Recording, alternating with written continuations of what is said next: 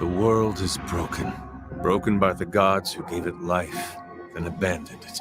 We have been left to fend for ourselves, our divine essence bonding with the plants, which we reshaped into weapons, bonding with the sea, which then reshaped us. Next was the insects, and then the beasts of the land. We found remnants of the gods, chaos, the power to transform reality. But it was not meant for us to wield. The secret societies, with both noble and selfish goals, have tried to control it. Something has changed. Gaia has awoken from her slumber, and A Sunder has begun to devour itself. The Naga have betrayed the Alliance. Demons flood the Black Isle, and the dead have begun to rise. Most deny the end is coming. We've seen the signs, cannot turn back. We are the Seekers, and we will find the answers wherever they take us. Our story can be your story.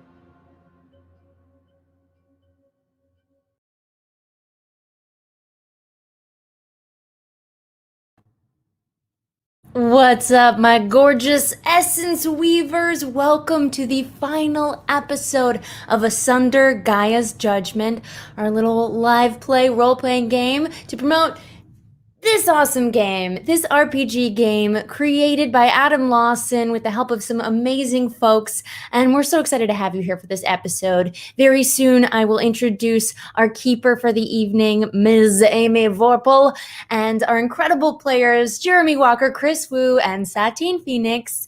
And first, I gotta tell you more about Asunder. It's currently on Kickstarter in the campaign right now. Perfect thing to send to somebody perhaps that deserves a Christmas gift, and you don't know what to get them, but you know that they're a diehard gamer, or moms love this, especially. No, maybe your mom does. My mom doesn't even know what an RPG is, but she supports that I'm doing them 100%.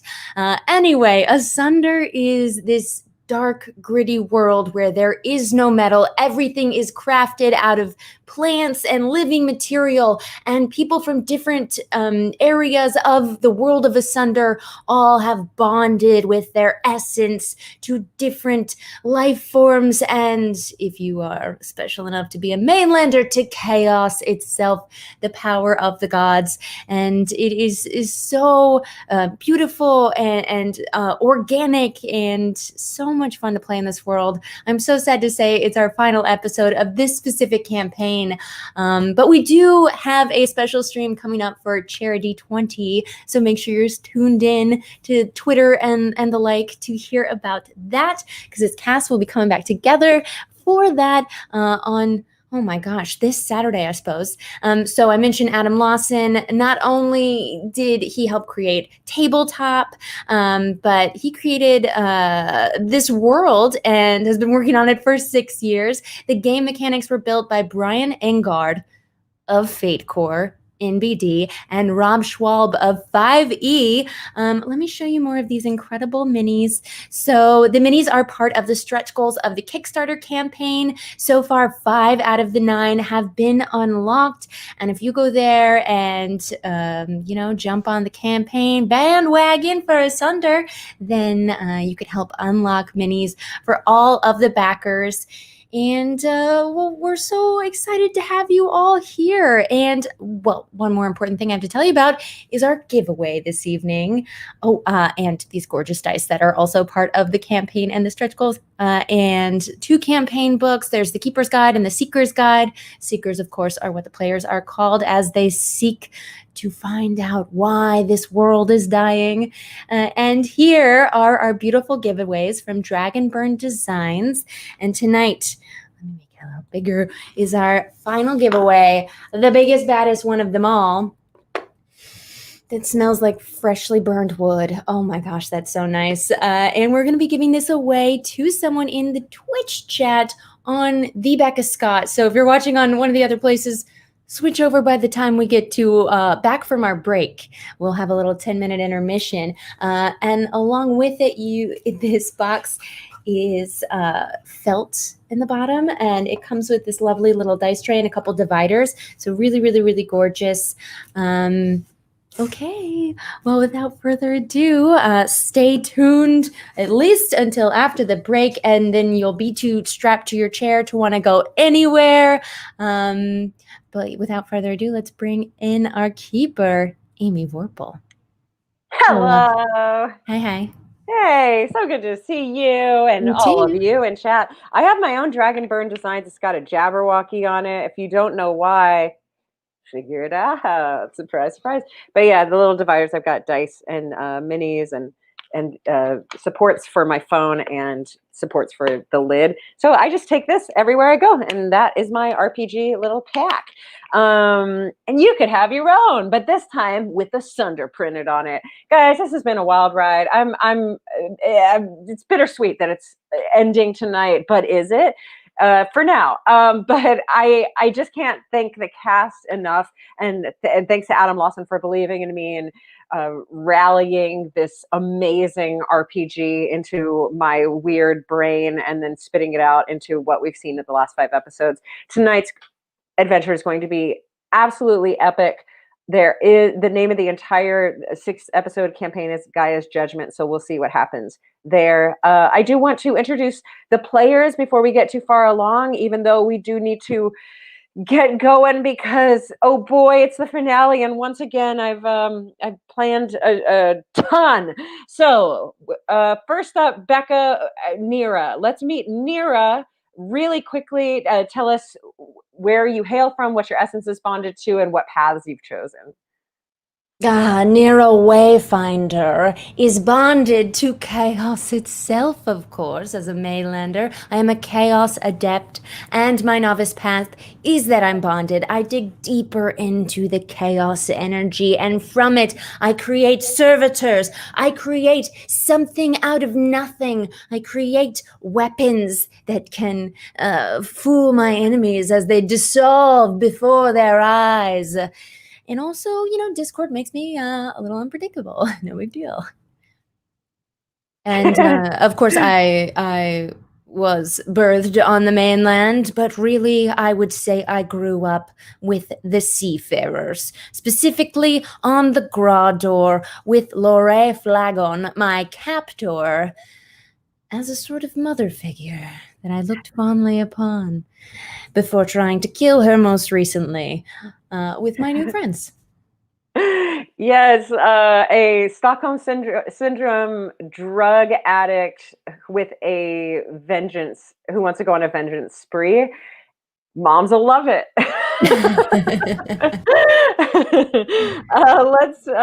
Let's meet Satine, who is playing Sonia tonight. Hi. Hello. I am Sonia of the Crystal Grass tribe in the land of Bakari. We who are essence-born bonded with beasts. In my youth, I bonded with a strange creature never before seen. Palm, my flying jaguar with massive black condor wings. I am of the bonded path. This deep bond grants me Palm's feline beast aspect, animal magnetism, and claws and climbing abilities. I'm a soldier and guide to Nira, and on our journey I've evolved to the expert path Beastmaster. I unleash the primal, swipe, and natural armor. Beefy. Our meat shield for sure. Chris Wu, let's meet Chris Wu, who is playing Pyrus.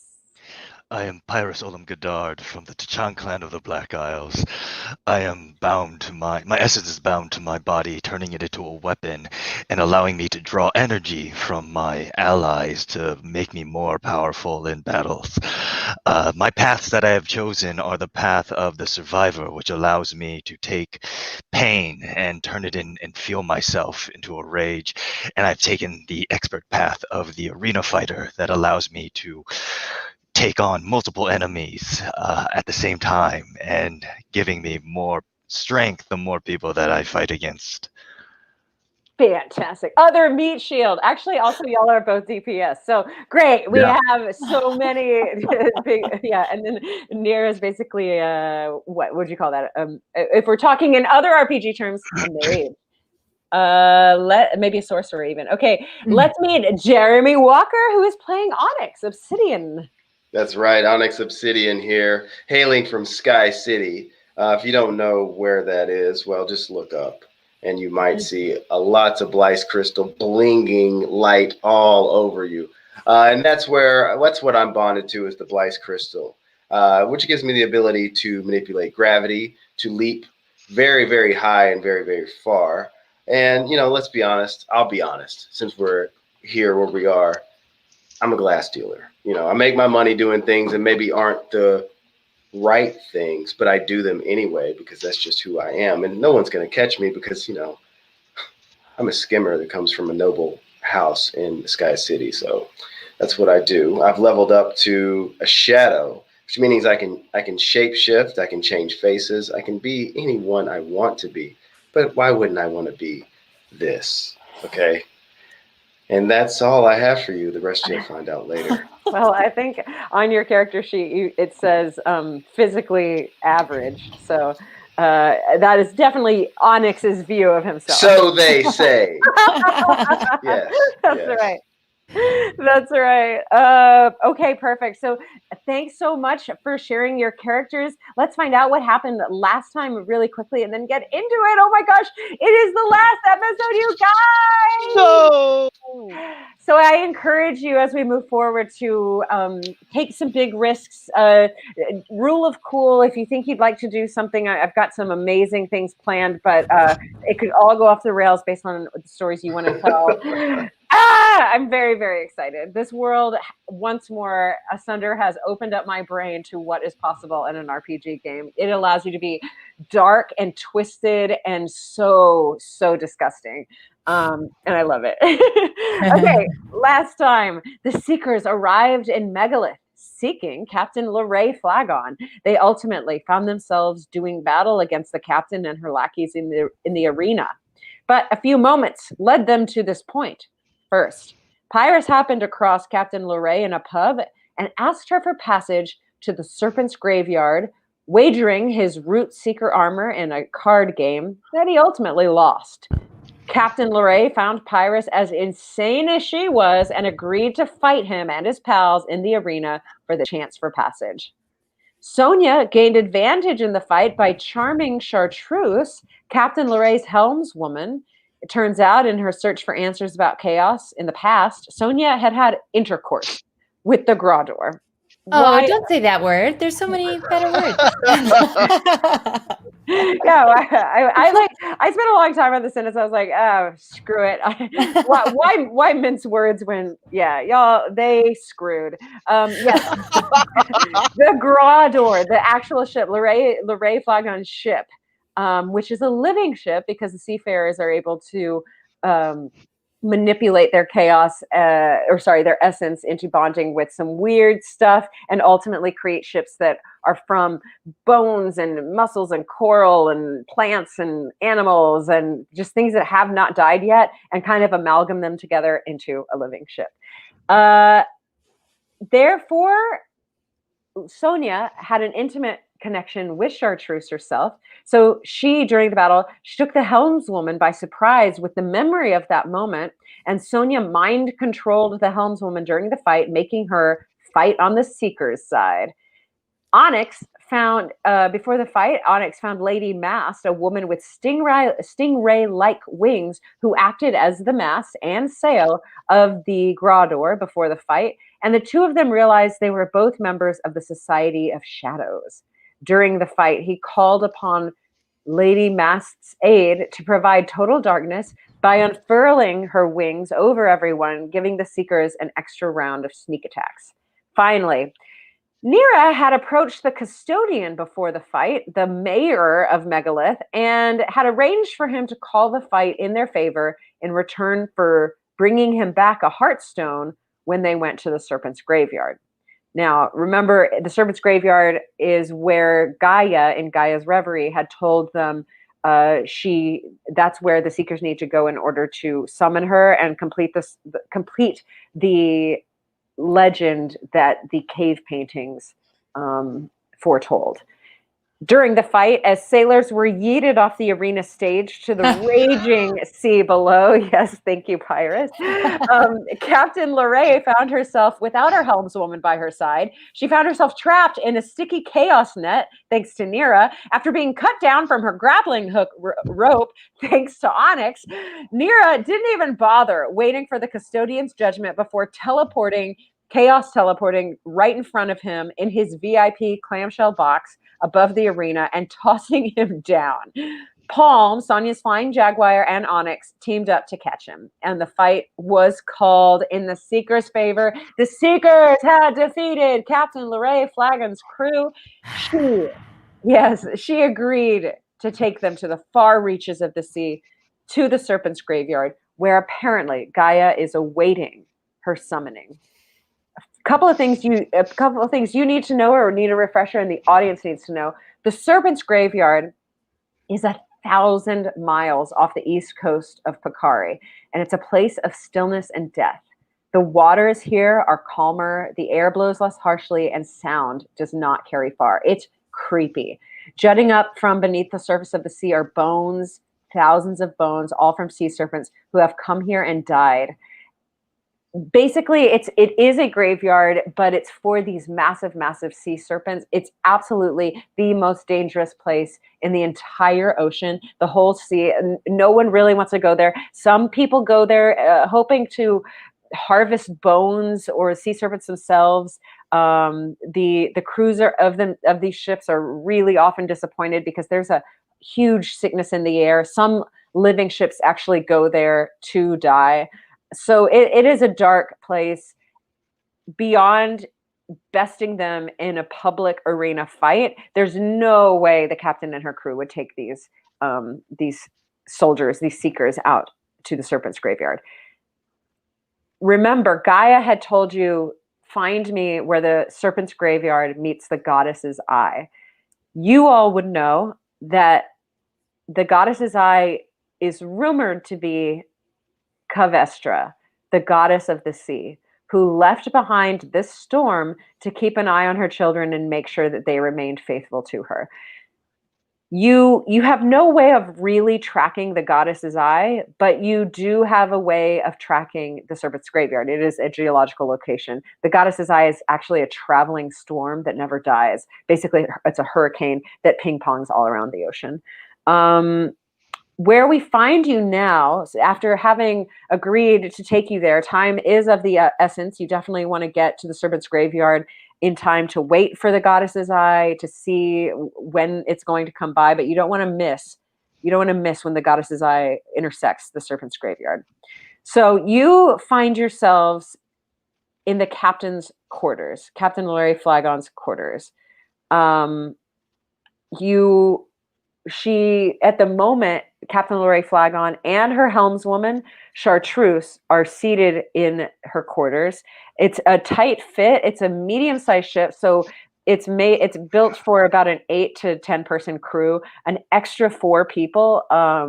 You've been giving hammocks and things to sleep on, but this is about a couple of days in. You've been receiving some side eyes from the crew. You know that they are intensely devoted to Captain Lorray Flagon.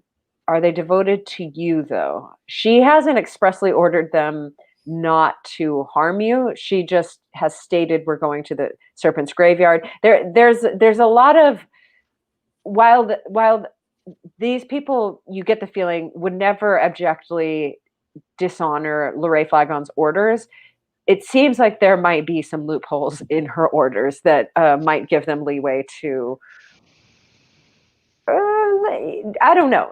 There might be some loopholes.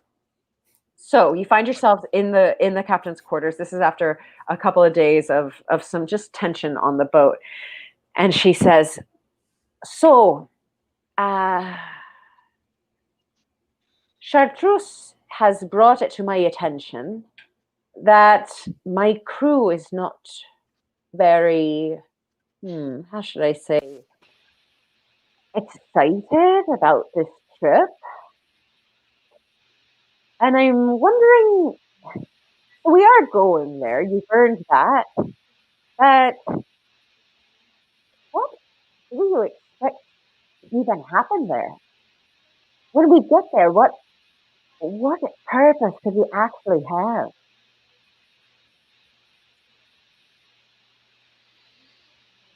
I mean, am I just going to drop you off? Well, unless you want to join us. Sonia looks at Nira. I'm going to pull Lorray aside. I need to talk to her. Okay. So it's a pretty cramped room. Aside in these quarters isn't really going to work. You're gonna have to. You know the ship. You grew up on the ship. She captured you and then trained you, and there's a weird dynamic here. At the moment, though, you did best her in the fight. So, where do you want to take her? There's obviously the sleeping quarters. There's the kitchen. All of these are fairly small areas, but they're able to be closed off with a sliding living door. Ooh, a sliding living door. I like Yeah, that. like fins. Yeah. Yeah. Ooh, like a thin. Okay. Yeah. I want to take her to her sleeping quarters. You're there. Actually, sorry, the captain's quarters are going to be where her office and her sleep. It's a boat, so it's not a yacht. It's just Okay, I push up the desk and I pull down the bed. Okay. Yes, that okay, totally possible. You don't mind? May I have a moment? And they just disappear. They're right there, and they sit next to each other, and then it's like the bone desk goes up. Vines drip down immediately as the boat responds. It's listening in at all times. Totally. Okay. Ship. The living ship. There, no one can hear us now. Now it's time that I tell you the truth. Lorray, you must know that there is more that you wagered away when you offered to take us here. You are a part of something. Something bigger than just a delivery. Lorray, I take her by the shoulders. You are part of remaking the world. You and I, my teammates and your shipmates, those scumbags, we are going to remake the world in Gaia's image. I have seen it. I have seen a vision. Gaia is to mate with the demon lord. Not only that, but once we see this incredible intercourse that is to occur,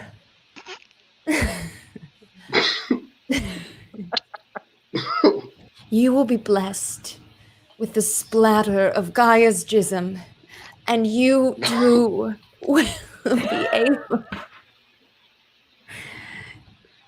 I'm seeing the future, and I know that I will not survive this battle for Asunder itself. But I know that my teammate, my partner, my protege, Sonia, will be gifted with Gaia's blessing to rule, to bring together the kingdoms of Asunder, and that you will be by her side, Lorray. This is what I have seen. The jism. The holy jism essence of Gaia. So I see this is very important to you, but beyond your weird, almost spiritual bullshit, really, I couldn't help but notice I'm bringing you to your grave, Nira. Am I dropping you off here for you to die? You know more than anyone, Lorray, that life only means something when it's at its boldest. To not live fully, to not give oneself fully is meaningless. What is the point if not to risk everything for what you hold dear? And for me, that is Gaia. And restoring her to power, whatever it takes. I just know. I know This is my purpose. there are people on the mainland, not of the ocean, who do believe in these other beings, the deities who have left us. They didn't leave people without strange faiths. Is that where you got your faith? I surely didn't teach it to you. No, I was a child. I was sowing oats in the fields of the East Twin. One at a time, I'd dig a little hole and I'd put one little oat seed in. And we didn't have a living tractor as other wealthier farmsteads did. I was the tractor. And Gaia spoke to me from inside of a seed, an oat seed. She said, "You will die for me, but it will be glorious." And then she shot my brain full of images that I can't really express to you, all of them in words. They were so beautiful. And I've known that ever since. I didn't tell you when I was aboard your ship. I was told if I spoke, I'd be thrown overboard. Remember, it was 5 years before I spoke my first word to you. I do remember. It was fuck you. That's right. Beautiful words. I remember I took pride in that because I felt like I gave you that personality. So Nira, I don't believe in your spirits that you're speaking of, Gaia and the demon lord, but I believe in you, and I've believed in you for a long time. I'm going to need to talk to the rest of your crew because I can't tell my crew what you've told me and have them still respect me. I hope you understand too. If I tell them we're gonna go see Gaia, and we're gonna, this girl who's been part of our crew for a very long time before she left us, we're gonna take her to her death. My crew, we're survivors and we fight for our lives. No way, no way. So I'm gonna need a little bit more to stand on, and I'm hoping the rest of your crew can give it to me. Laura, you understand nothing. I'm disgusted at your lack of belief. And I'm going to storm out through this wall of vines. Hi, guys. Yes, you storm out and take a seat right there, right next to me, and the desk and the bed kind of fold back to where they were. I want to go out to the deck of the ship, but Okay. because the windows, of course, there's no glass, I'm just going to stare through the open air window at you. Through this open air porthole. Mm-hmm. Okay, so your head. Porthole, thank you. You're still. My boyfriend owns a sailboat. I've learned some words. Blowhole. Blowhole. Blowhole. Jism. Yes. Yeah, all of Shove it you. through your blowhole, Lorraine. Okay, so Nira's head is kind of to the side, and we definitely notice her presence, but she's making a statement of how she's part of the group, but aside from the group. And Lorraine says, well, that was quite invigorating. I learned a lot about your mission. Unfortunately, I'm still unclear, logistically, what the rest of you are hoping for. She's spoken of a lot of mysterious and intangible things happening. She also seems, maybe it's not for me to say at the moment. She speaks the truth. Every word of hers is true. This is why I follow her. This is why we all follow her. And you, Pakari, Sonia, in your mind, what will happen to you once we get to the Serpent's Graveyard? Well, I shall help Nira on her mission, and then I will let the chaos decide. And I kind of hold Palm closer to me, and I'm petting Palm, who also takes up a lot of space. Right. And So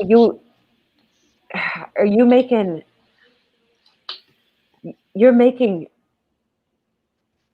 no decision here. You're strictly following. Surely you have some sort of plan for yourself. Well, I look over at Palm. I said, well, I still have a lot of unanswered questions about my beast and others like him. And perhaps the chaos that we will find will be able to lead the way to whatever happens next. At this moment, I am here as a protector of Nira. It is my duty to make sure that what she needs to happen happens. Right. It is not for me to question her. Well, then it is. She's leaving you behind. What? Sorry, Nira. You've just got this follower sniffing up your arsehole, and you're leaving her. She's good. She's planning on. I don't understand. Right. The captain of your crew isn't planning to come back from the serpent's graveyard. But it is my job to make sure she does. I don't know that you'd be able to stop a will as strong as Nira. But I guess I wish you luck. Sonia is just like she hears the words and they're starting to like kind of fuse and fizz with what Nira has told her. And she's just kind of like short-circuiting. Yeah. Yeah, you're feeling a lot of heat at the moment, like a bit of almost rage, really, like that Nira would hide something like this big from you. But also heat from another source, your blue crystal that you've carried with you, and has been able to communicate in a very similar way that Palm has been able to communicate with you. It is also, you get the feeling of impatience. I kind of fold my way, like keeping my eyes on the captain. I kind of am like distrustful, and I kind of back away, and I kind of find a fold in the ship, and I fold into the ship, kind of turn away, and Palm knows to guard me while I'm in there, like just a weird cubby segment. A gill, really, that isn't quite open to the ocean, but yeah, like the side of the room. It's exactly as you described. It's a bit of a closed pocket with the gill acting as a curtain that wraps around you. Totally unaware that everyone can hear me. Okay, yeah. I'm like, I don't understand why would Nira, why wouldn't Nira tell me everything? I don't, and I'm just like really confused, kind of speaking in words, hoping for a connection. The blue crystal begin like the heat begins to subside, but it's still throbbing, I guess is how I'll say it. It's like it itself doesn't get bigger, but its temperature throbs. And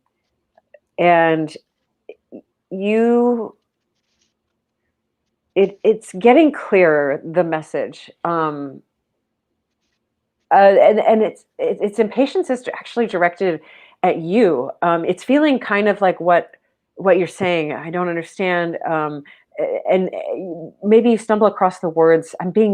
Was I used? Have I been used this whole time? And the crystal goes, use me, use me, use me. I take the earring off and I'm just like talking at it like this. I don't understand. You speak in emotional riddles. Speak to me clearly. I need to know. What am I doing? Is this right? Do I leave her to die? What do I do? What do I do? You are not only connected to the mainlander, you could also be connected to the skimmer. Use me. How? And I like focus all of my like animal beast telepathy and in every part of my like rage and my feline like animal magnetism, and I'm just like pouring it into this crystal. Okay. I want to have you roll something because so I want you to roll. What do I want you to roll? I guess just a perception. No, do you have a power that would help you connect strongly to your essence? Yeah, I think I do. Unleash the primal. Awesome. That sounds really good. Unleash the Primal. I think that doesn't that make you does that make Palm really big? Yes. So I will say that it's the same. We'll say it's the same thing, except for if you're directing it to this crystal, then we'll say it makes the connection really big. Ooh. And so we'll make this a will check. It's going to be fairly difficult. A natural 20. So awesome. Awesome. Okay. Yeah. Boom. Okay. So you're focusing so hard. The staccato and choppiness of this crystal fades away when they're talking to you, and they smooth out. This crystal almost sounds like Gaia. It's so the crystal says to you, "Ah, you are now listening. What can I assume you are curious about my purpose, why I have been given to you, and what I mean." Yes. Yes. Well, like I said, you could be connected to Onyx if only you would use me for my power, for I am anti-Blice. You could control him, take away his power, bring him down to the ground. Yes, you look surprised, but of course, where there is power, there must be a balance. Don't you see? There is an opposite to everything, an anti-chaos, even an anti-essence. I am anti-Blice. Is Onyx dangerous? But he is our companion. All humans have the capacity for danger. Will I know what to do when the time is right? You've always known what to do. Protect Nira. Protect Gaia. You need to stop looking outward and start looking inward. You take directions very well, Yes. but I am anti-Blice. I do not give directions. I am a tool for humans. I would like to be used. And I start just looking at it, trying to like see if I can like shape it. What shape it? What do you mean? Kind of like envision a way to use it. Like I all I see. know is aggression and fight and like dominating my enemies. So I'm like trying to vision a way to manipulate this crystal to shape it into something that I understand. Yeah, so you get a sense, the same way the seed of Gaia was meant to be submerged, and the same way that kind of Blythe has been embedded in the ship, it's a you get the sense that should you embed or submerge this crystal in a similar way, that almost forces, uh, whether it's in you or if you I guess, yes, you get the sense that submerging or burying it somehow within you or near you, uh, it will help guide essence bonding. So the way you feel like bonded to Palm, and Palm is a part of you. You know that chaos lives inside Nira.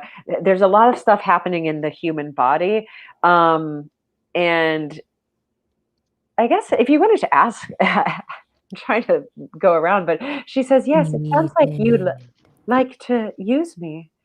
Should you really mean it, you must find a way to embed me into your friend, or force him somehow in a different way to bond his essence to me instead of the Blythe.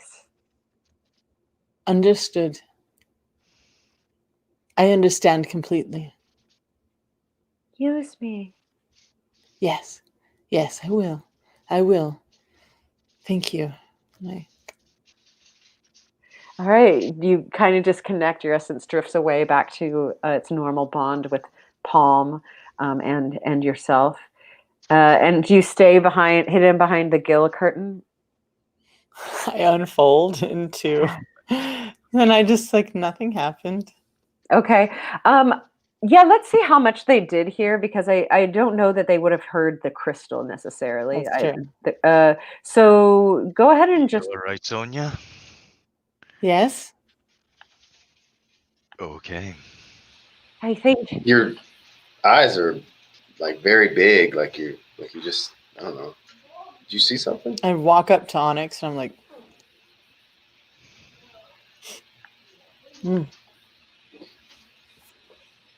and that's it. I mean, we've been out for a while, but is it that bad?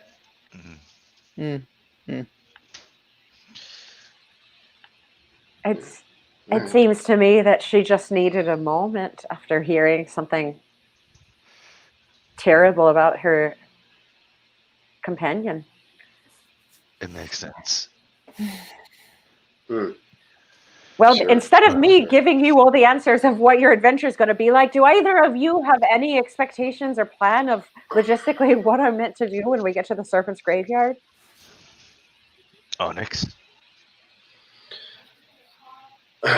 Well, Pyrus, I was hoping that you would talk to her about a little something that Lorray. happened. Yeah. But listen, here's the thing, Lorray. I heard something that you said about Nira and what her plans are, and I frankly don't give a shit, because Nira is the reason why we're all here. She basically got us all together to go on this quest, and we have all followed her lead. Whatever happens when we get there is what happens. But I'll tell you this. I don't really care if I come back. I saw something, and this journey would not have shown me that. Unless, well, I should say, I would not have known that without this journey. When I was at the wellspring, I saw something, and I saw something about my family. And let's just say that there was something that killed my parents. And if I have to find that, and if it's the Serpent's Graveyard where I find that, and if it kills me, it doesn't matter. I will prevail, because I always do.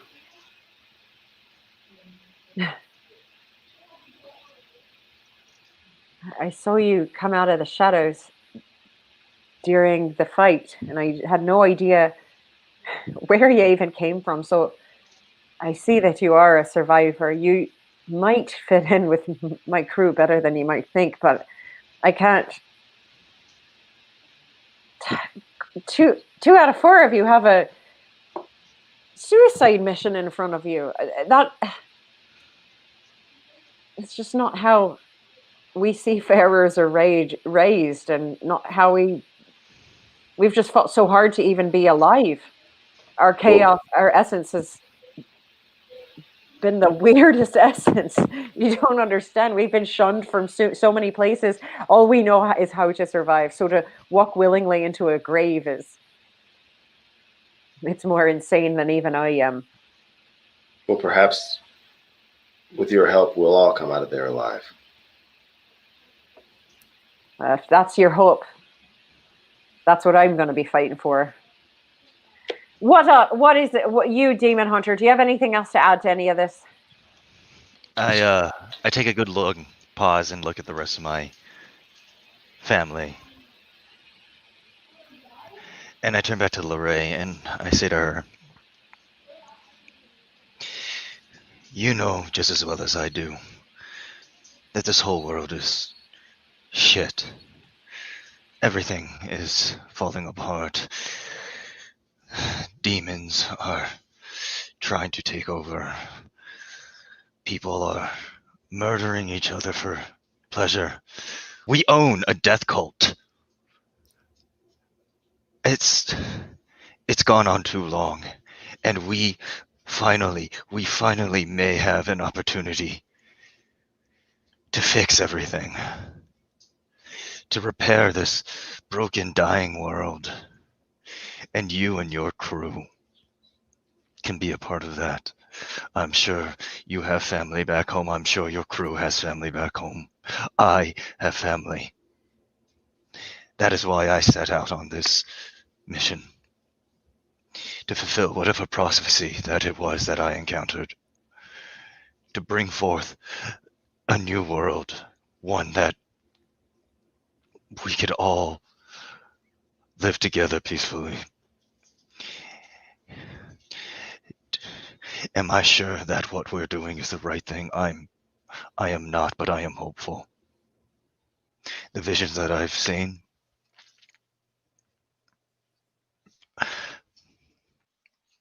I don't know. It was beautiful, but it was also devastating. But if there is anything that my parents taught me, was to be hopeful and to always fight for what I believe is right. Even if that means I have to sacrifice the thing that means the most to me. And I am willing to do that because this is the path that we have chosen, and this is what I believe is correct and just. Now, you can look into yourself and speak to your crew whether or not they want to be a part of this, because if we succeed and we get what we're looking for, it won't be shit anymore. And there will finally be a reason. So what do you say? I say,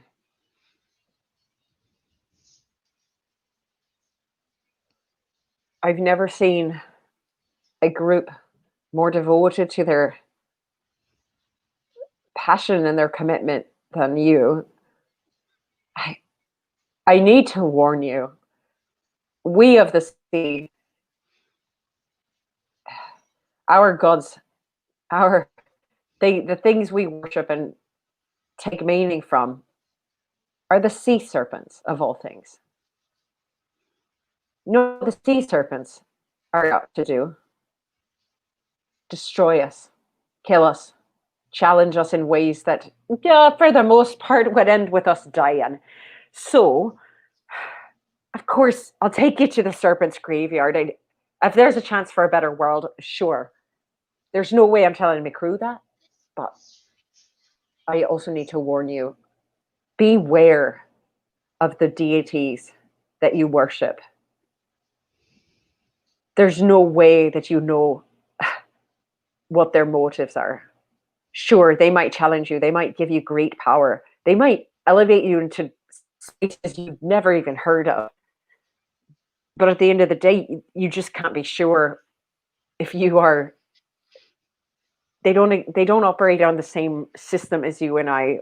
For all you know, you're tools for them in the end. And once a tool is used up, toss it back into the ocean.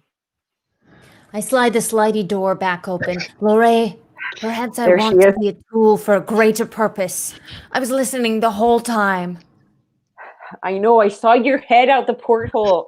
You were right there. You were like breathing really loud. Because I felt a lot of emotion seeing that my crew was with me. Everyone is with you, Nira. As much. We're all with you, Nira. I push past everyone and I push Nira back out through the sliding door. But I've got my eye on Onyx too at the same time. It's like, Nira, what are you not telling me? She says things that don't make any sense. I have I'm to here to die. It is protect my you. mission. It is my life's work. This is all I- part of the plan. Don't you understand? What- Do you know why the death cult follows me? Because I have no fear of death. I have a purpose that leads me to live life without fear. What do I do if I can't protect you? What? And my whole job is to protect you. No. To protect me to this point so I can sacrifice myself for Gaia. Yes, that was the whole reason for everything. To make the world better for everyone. After I have become her tool. To be thrown away for a greater purpose. And she looks at her claws. She's like, then what do I do after you go? You must rule. Rule? This is Gaia's will. I've seen it. How? Why me? All I know is that I saw a throne made of fur, and I saw Palm fly from above and land beside you in my visions of what Asunder could be. I didn't cause it into being. I just saw it. And I was sitting on this throne. Yes, it is exactly that you don't want to lead that makes you the perfect leader. It doesn't make any sense. I but know! I trust you. I trust you. Right. I will get you to this spot. I will. I will be there and I will make sure that everything goes the way you plan. Excellent. Just then, there's a bit of a change in the entire environment within this living ship. The Grador, Nira, you would know what this is. The rest of you, it's hard to sense. It almost sounds like the ship's breaking down. But Nira, you know the Grador's heartbeat, kind of life force, almost its own heartstone, is speeding up. Its heartstone is kind of just pulsing faster. This is the sign of adrenaline in the living ship. The ship wouldn't react like this for no reason. Either it's its own fight or flight mentality that's going on, or the helmswoman, Chartreuse. But Chartreuse is down in the hull in the captain's quarters with you all, and she's already run past you. And remember, Chartreuse, she's got turquoise tentacles writhing everywhere. She climbs up to the deck, and heads towards where the helm, where she's going to kind of attach herself to the living ship. But you hear a bunch of commotion up on the deck as well. Captain Lorraine looks at the rest of you and says, "Are you down for a fight?" It's time. We're nowhere near the serpent's graveyard, but this comes with having your own ship. Welcome to the seafarers. Shall we go see what's going on? Onyx just uses his gravity manipulation and just has like all these crystal shards come up near his head and just points to him and says, "Let's do this." Awesome. Yeah, I put So the bone dagger between my teeth, secure my harpoon on my back, and then flick some chaos between my fingertips. fantastic. There is a bit of a ladder made of bone up onto the deck. She climbs. Lorraine Flagon didn't even give you time to. She didn't watch any of that, any of those reactions. She was already up on the deck. She climbed back up. That was all show for each other. But as she gets up, are the rest of you coming up to the deck? I'll go first. I go right up. I'm right behind Lorraine. Okay. I have an old trick where I know how to like climb up right next to the ladder, but it looks way cooler, and I like grab one hold of a bolt and then swing one leg up and jump up. Oh, fantastic. Yes, you do some cool. Are you out of breath from doing Yes. that? Athleticism is not my strong suit, but I knew it would look super cool. Okay, fantastic. Sonia and Onyx, are y'all showing up too? I will go Yeah. last. I don't even use the ladder. I just sort of like, Right. Come on up, and then just look down, like, what's up? Yes. The only person who doesn't feel this is Onyx, who is still hovering above the ship. But Onyx, you probably try to grab onto the stingray wing that acts as the sail. Yeah. Because the ship is. Well, I'll let you decide what you want to do. You could grab onto many things, including Lady Mast, but the ship is for sure, like in a split second, as soon as Chartreuse kind of plugs in, the ship rockets forward. It's so fast. So a lot of, let's see, just real quick, everyone make a agility challenge roll. 10 would do it, and no boons or banes, just straight challenge. Got exactly 10. You make it. Oh yeah. Jeremy makes it. Yeah. I rolled a natural 1. Oh, amazing. Okay. Sonia? I got a 2, but I got a +1. I mean, my agility is +2, but it's a natural 1. Yeah, totally. Wait, Sonia, did you get a natural 1? I got a 2, and Palm got a natural 20. Okay. Oh wow. Okay, so maybe the thing here's what happens right now. Pyrus goes overboard from the stern. So Pyrus it's speeding up this way. Pyrus falls off. He wasn't expecting the increase in speed. And Sonia, you also fall off. I will give, since Palm made a really good agility check, that Palm might be able to save you or grab onto you at least. So only because Palm got a 20. So go ahead and make one more agility check, a challenge roll for Palm, and this time it'll be 12 that you're looking to get. How about a 7? Yeah, okay, so Palm makes it. That's fine. Okay, so Sonia and Pyrus have fallen overboard. Man overboard for sure. Not seafarers, not used to these ships, totally makes sense. The problem is that what you do see and why the ship was speeding up in the first place, from what you can tell, there are about a dozen smaller living ships coming towards you. Oh. And you see aboard each of these, 4. There are 4 humans on there, but on each ship there seems to be someone in charge, and you've seen a hint of these people before. Like the insect cults, these people look like plant weavers, and they have the symbol of Gaia on them, which is almost like a Celtic rendition of a plant. And their armor and their robes have the insignia everywhere, and they are staring you down. They've found a way to attach themselves to these living ships, and they are coming straight for you.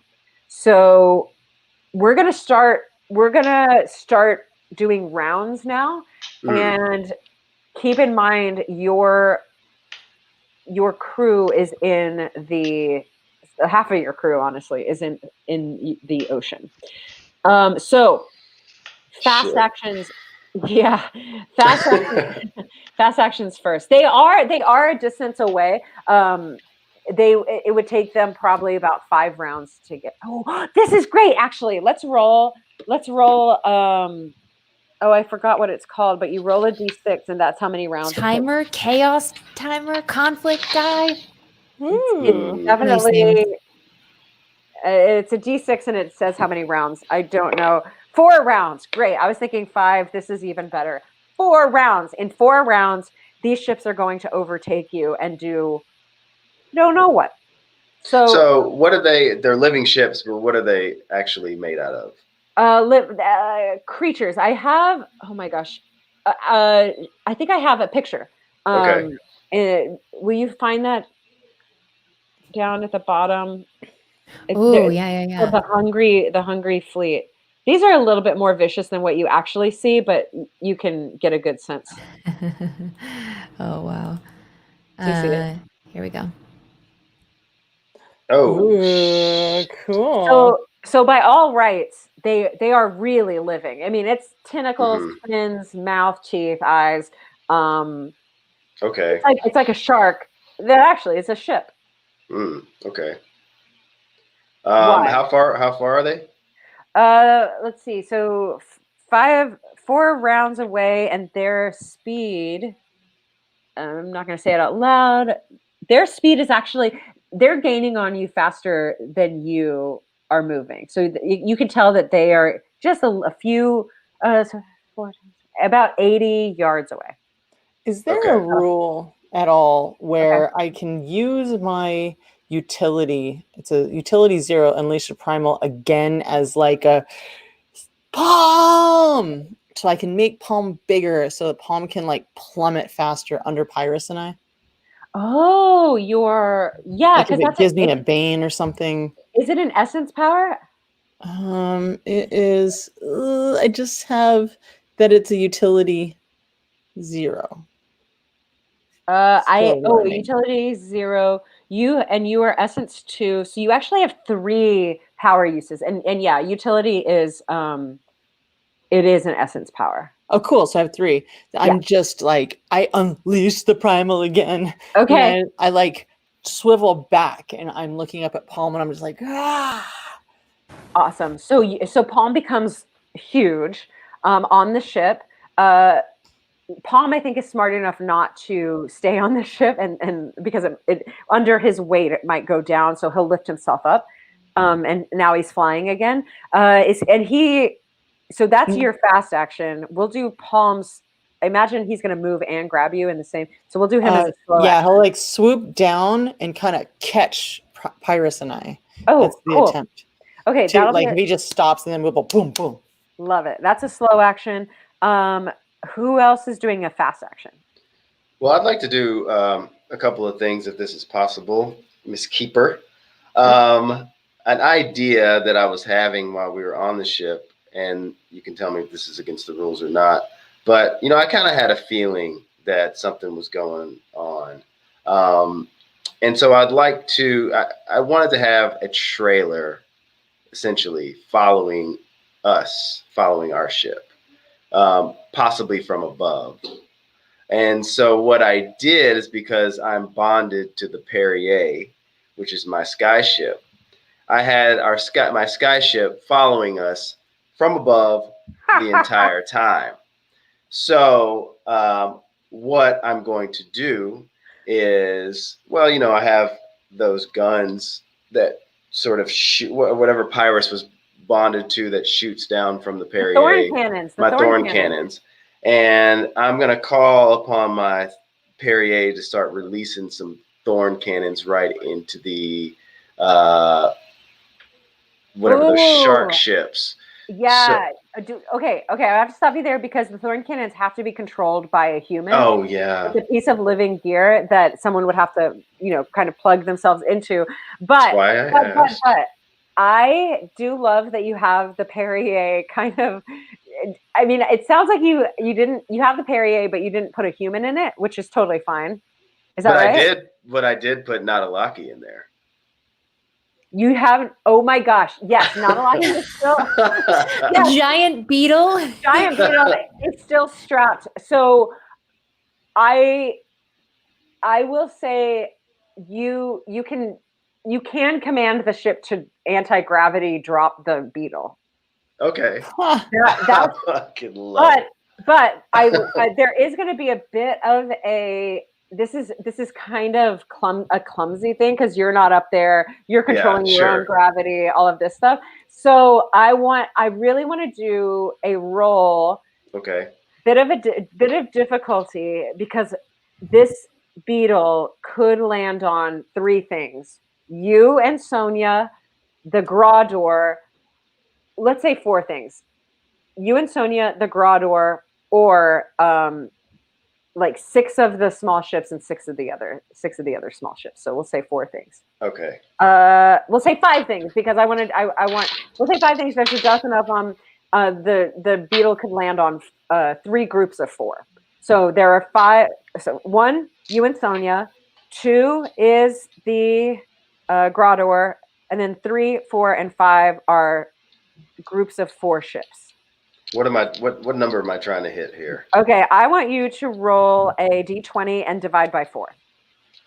Okay, which d20 am I going to roll? Come on, which one's going to give me some luck? All right. Going with the black for Onyx. 15. 15 divided by 4, which is... Sorry, divided by 5. Sorry. Divided by 5. It's a 3. That's a 3. Divided by 4. So it's in round down. So it's 12. Okay. So no, wait. 15 divided by... I'm so sorry. 15, great at math.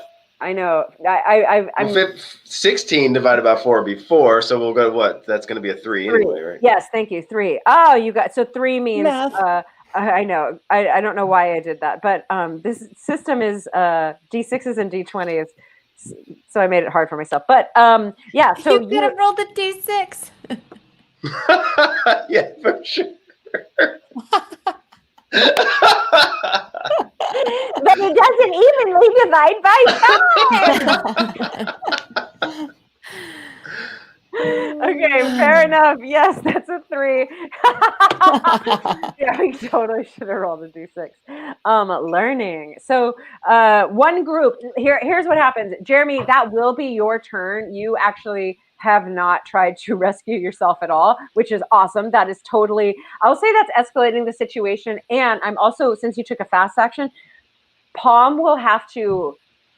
You're so concentrated on this thing, you wouldn't even see Palm. You wouldn't know to grab up. So you're kind of keeping yourself in the water unless Palm takes It's actually I'm in the water and Onyx. Oh yeah, because you're flying. Got it. Thank you guys. Thank you. I'm on okay, the ship. Fine. You're still floating above the ship and you're holding on to Lady Mast, I guess. Yeah, because when I came up, I ran into Lady Mast and I was like, let's just call it like we're good. Truce. That was just truce. Like we're good. Everything that happened over there, and then I point to my tattoo, and we're good. Okay, fantastic. Yeah. In one moment, we're on the level. Yeah, it's unclear if she can't talk. She doesn't have a mouth, but she still sails out, wings out, sails out, and she's still doing that thing. So you come up, you control your Perrier. Perrier drops the Weta beetle like a freaking torpedo onto 4 of the ships. These ships are not as strong as the Grador, so let's see. Oh, they do have a hefty health. But real quick, let's do some falling damage to see how much they do on the ships.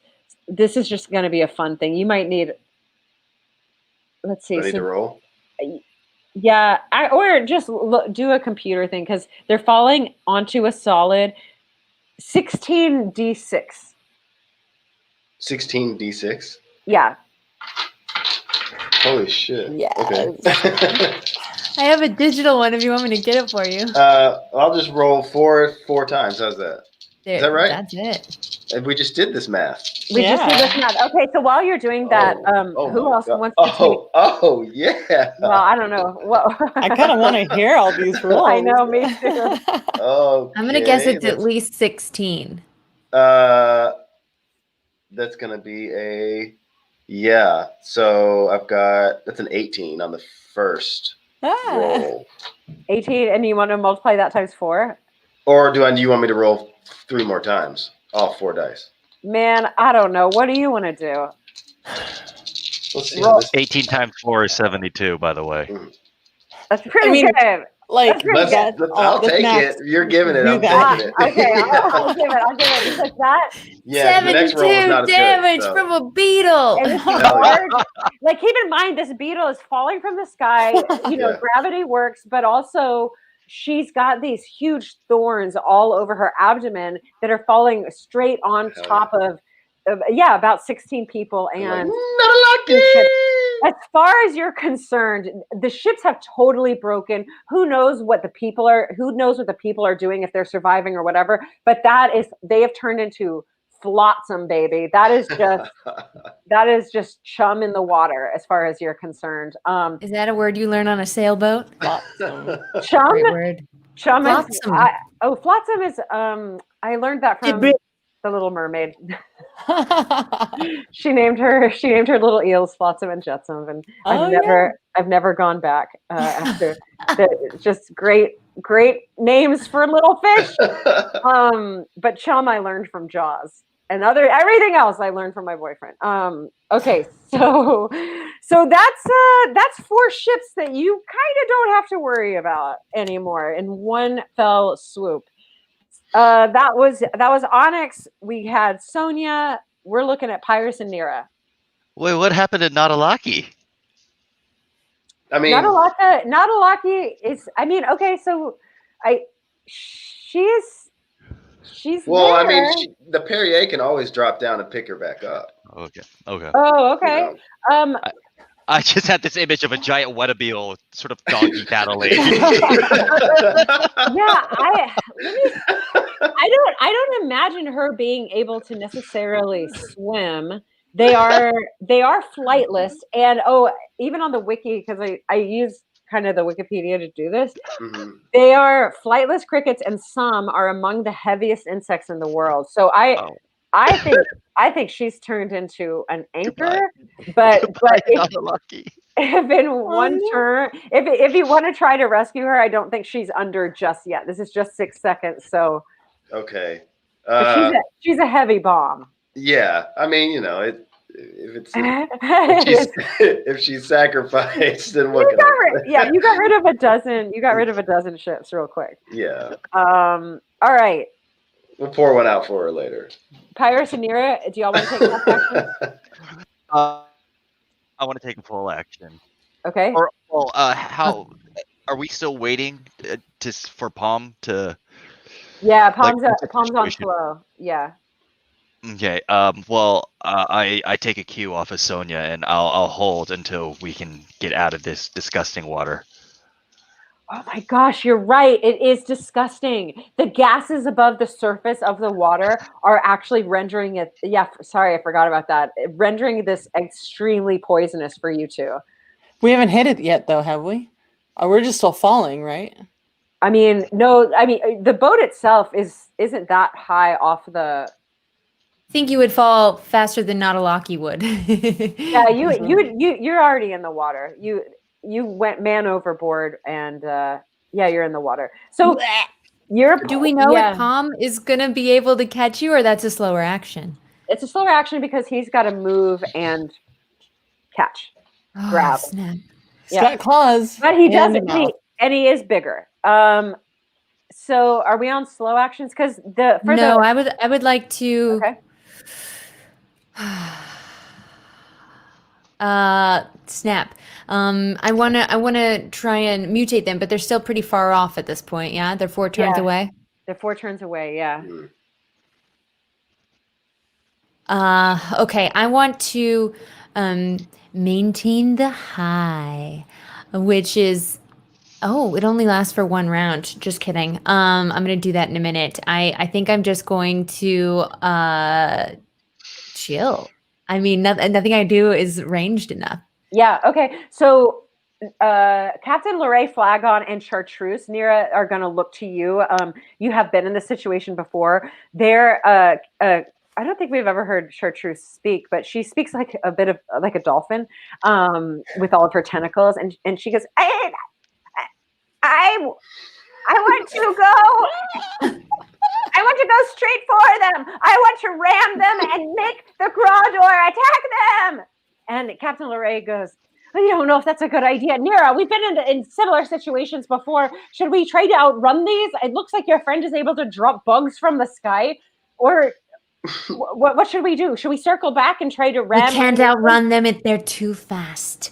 We will ram their leader, and once we've sunk it, after these 4 are already down, they'll turn in fear, because I know for a fact that these are the mothers. They're coming for their revenge. They think they know best, but they don't. The Council of Mothers will be sunk here. Awesome. Okay, so Chartreuse plugged in, goes, aye, Captain, and she turns, man, this is a dark game. But she talks like a dolphin. So good. So she turns around. She get why you had intercourse with her, Sonia. It's that dolphin voice. Yes. Oh, yes. Sorry, I didn't mean for you to hear that, Chartreuse. Fight on. Okay, so the boat turns around, and it's a movement. It's not really ready to attack yet, but that's going to move. That's going to move the rounds down. After this round, it'll have the round, so we're only 2 away from impact. Now we're on slower rounds because the bad guys are just taking a fast movement to move forward, and good guys slow rounds. So we know what Palm is doing and Pyrus. Those are the only 2 left, right? Okay, so Pyrus, what did you want to do? You're holding your action. Well, yeah. I mean, if Sonia's right next to me, I don't want to leave her, so I'm just going to stay floating next to her. Taking in all this nasty water until Palm can reach us at the same time. Okay, fantastic. Can I take a over action? Sorry, I forgot my friends were overboard. To seek out some sort of living life raft on the deck. There for sure would be a living life raft. Great. I wanna toss it over just as a security contingent that they have something to grab onto if Palm can't bring them back up. Okay, fantastic. It would be almost like a very thin tentacle attached to the ship. So yeah, you throw it over. Yeah, I start pulling. I open up a little tiny trap door, and I start pulling a tentacle out of a hole. Perfect. Yes, and you're able to. Yeah, the tentacle at the end of the tentacle is basically a little oyster shell, but the tentacle itself is still alive, so it's hard to hold onto it. But you throw it over, and it's in the water now. And regardless if Palm is able to pick you up, one of you would be able to at least attempt to grab it. So Palm. What'd you like? Normally, condor wings are what? The wingspan's like 10 feet. Sure. On a normal condor. Yeah. We're in like, what do we call it? Like a century palm jaguar creature. So this is like 4 times the size of a normal jaguar with condor wings. So like huge 40-foot span. Woo! And just kind of like... the wings come out, and it just does like the bird thing that when it just drops and the wings go straight up, and it's just rocketing towards us. Fantastic. And at the last minute? Yeah, last minute, wings go out, claws go out to grab like each one of us. Awesome. Do you have palms? I do. You do. Okay, so go ahead and do an agility challenge. Okay. 14. Yeah. 14 will do it. 14 is great. So Palm, I think that's one agility roll for Sonia. I'm gonna say to grab a second person, it might be a little bit more difficult.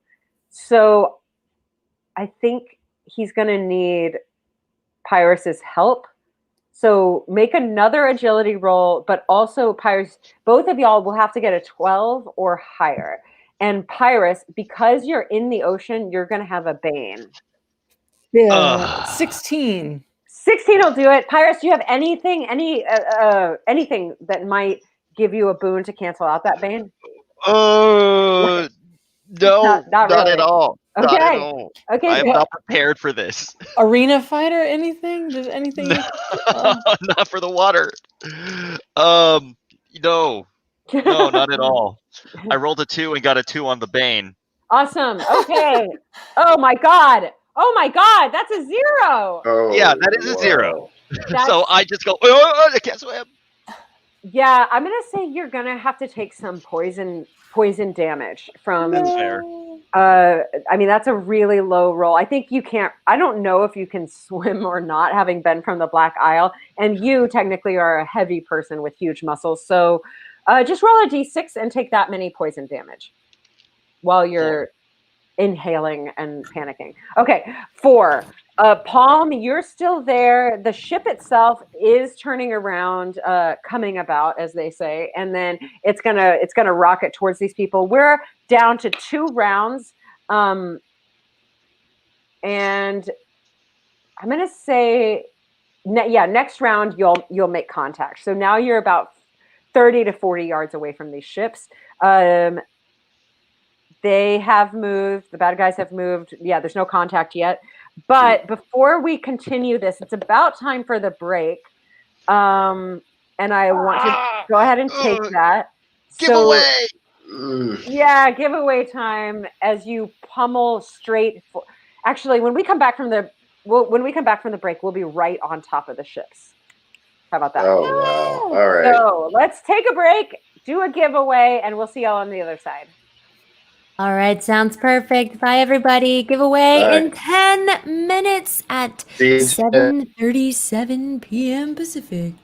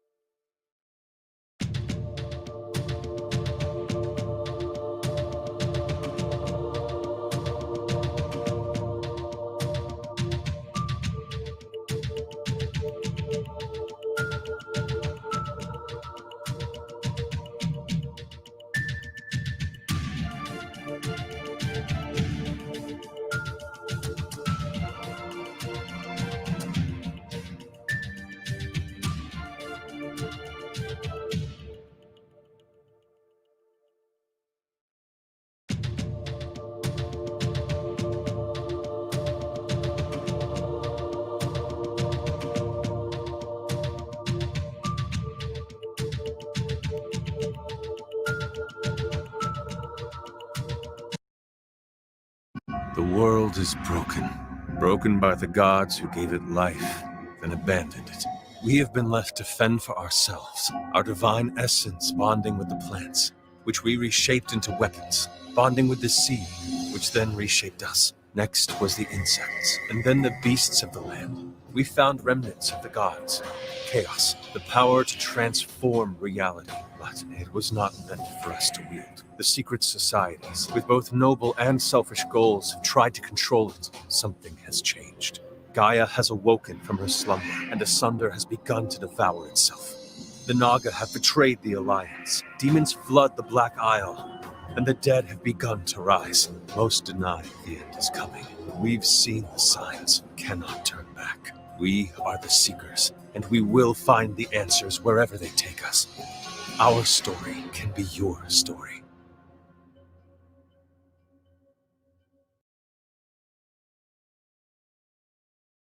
What's up, everybody? Welcome back. We're just getting ready to start our second half of episode 6 of A Sunder, GAIA'S Judgment. Oh my goodness, we're in the heat of battle in the middle of the sea.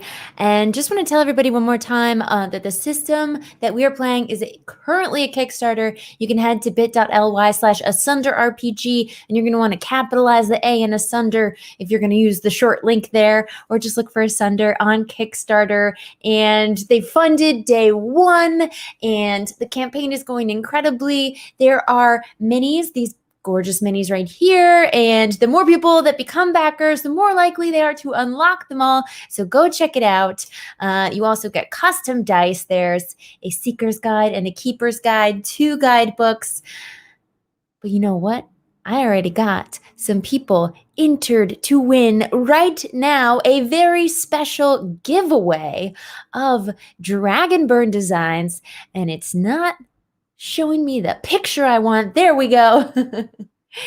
And we're going to do a giveaway right now with our wonderful chat. So if you happen to be watching on the other Twitch channel or on YouTube, pop on over to twitch.tv/Becca Scott right now if you're watching live. If not, what's up in the future, and type !Wellspring into chat. I have 22 people entered to win, and this evening's giveaway, the final giveaway, we've already found winners for most of these items except for the epic custom Asunder wood burned D20 box. And of course, our keeper, Amy Vorpahl, has her own that is her magical role-playing kit she takes with her everywhere. It's got velvet in the bottom, and we will ship.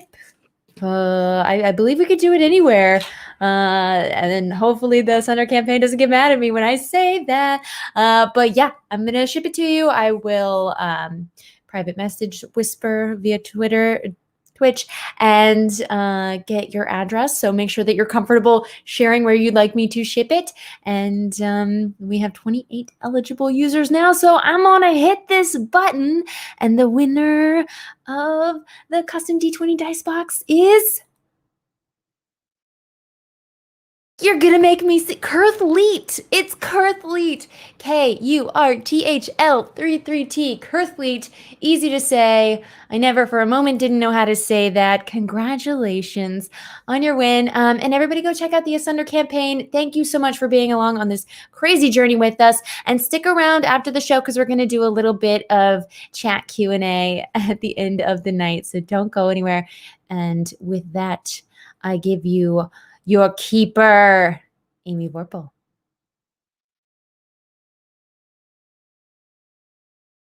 I think you are muted.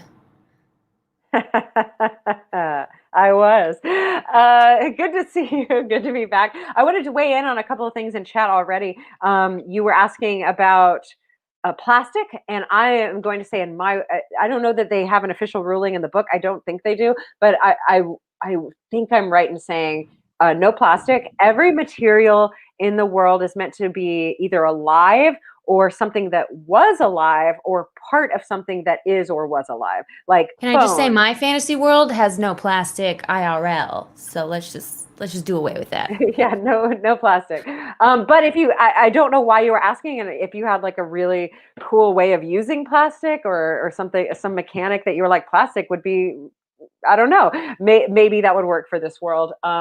The illegal material is glass in this world, which is really cool. And glass isn't how we think of glass. It is formed only by pure light, which is like the goddess's eye. It's a storm of pure light, like this cylindrical, godlike manifestation of light that travels around, and anything the light touches becomes glass. So there you go. The other thing I wanted to say in chat is I saw y'all being a little bummed that it's the last episode. I'm also bummed, but boy, are we going to go out on a high. Right now, we are starting a brand new round. We are close, and we have just connected with the 8 ships now of, man, Becca nailed it. It's the Council of Mothers, y'all. The Council of Mothers following. Mira knows her enemies. Mira knows her enemies. The Council of Mothers heading straight for the garage door. So fast actions. Seekers first, then bad guys. They've caught up to us, right? Y'all are right on top of them now. Okay. Was Palm successful in pulling Sonia and Pyrus out of the infested waters? Fast action. Just Sonia. I've got like Sonia's still in Palm. Palm has Sonia, but no, still not Pyrus. So I fast action reach into the water to grab Pyrus. Okay, awesome. So go ahead and do an agility check, and take a boon this time because that's all you're doing, and Palm is helping you. Boon 17. Hey, awesome. Okay, so now Sonia is the missing link between Palm and Pyrus. They can be pulled out of the water. And I like climb onto Sonia like a cat that just fell into the water. yes, the most pitiful yet demon hunter that you ever saw. He's like huge. Just I see things out there. Adorable. Okay. Yeah. I would let's say if they're right on us. So what I'd like to do is start firing arrows at them, if that's possible. And since I'm up with Lady Mass, I'm gonna, she's gonna see Onyx pull a glass arrow out, and I'm just gonna look at it, and then rear back, and I'd like to shoot at the closest one to us. Closest one to you. The closest person to you. I guess if it's a living ship, I mean, they're going to go down with the ship. The ship goes, right? So yeah, absolutely. But yeah. I would say you, with an arrow. I mean, an arrow you would know if you're attacking with an arrow, it's more beneficial to attack humans and squishy people, because a ship, even though your big mass of a weta beetle fell on top of them and smushed them, an arrow itself wouldn't even. I mean, it's not going to hurt them. Okay. It wouldn't really hurt them. It would take a long time for them even to take on water. Fair enough. Arrow hole. Yeah. Then I'm going to aim for whoever the captain is. Captain very clearly is the servant of Gaia. So go ahead, make your attack roll. Ooh, it's a 13 on the dice. Die, and that's what do we have here? So it's what, a 23? Holy cow. Yeah, you totally hit her. All right. What's the damage? What is the damage? Oh, wait. So I have on the glass, I guess I should have called it first, but it's too late now. I was going to say I'd like to do a seize advantage. Yeah. Okay. We're still learning here. You've only played these characters. Yeah. Leveled up one game. So sure. So you seize the advantage. Seize advantage would be attack roll or challenge roll with one boon. But let me look really quick. Actually, I think that might not be the right one, but you're looking that's right. Yeah. So attack roll, challenge roll with one boon. Okay. And then, so if I already did that, I already hit him. So now I just need to do damage, right? That's right. 4. 4 damage. Okay, yeah. Pierces her. So we've got 8. I guess what I was looking for was the crit. It's a deadly though, because it's glass, right? Oh my gosh. There. Yeah, you're right. The Oh. all you have to do is pierce it. Sorry, I'm looking up I love weapon having all the properties. glass. Glass. Sneaking a Oh, little it's so picture. Well, okay. Paper. Glass, I have it as 1d6 extra damage if it's glass. It also impairs the target. It doesn't Okay. necessarily kill them. That's fine. But impairs, they have to make all attack and challenge rolls with 1 bane. Okay, so that would be a 4, and is that the only one I roll, right? Yeah, it's just 1. But yeah, so go ahead and roll another d6. Another 4. Awesome. So she's at 8 damage. Yeah, she takes that thunk right in her side. Very surprised. They were. I mean, you have just been involved in a game of chicken, and the Grottor is a medium-sized ship. They're all little ships, so they were just kind of trying to. They failed the chicken. They were trying to get out of the way. But this first one in the first ship took an arrow right in her side, and is dealing with that. She's fallen down and is impaired. So you can tell that she can't raise her right arm. Anyone else taking fast actions? Narrow Wayfinder steps to the very, what's a shippy word for the tippy top of the front of the ship? The bow. The bow. She steps aboard the bow and starts to create chaos. In fact, she's creating destruction itself. These powers that are so unwieldy, they corrupt her very soul, and she reaches deep within her. And everyone's like, ew, what is that weird aura around Nira? She's doing that Discord thing again.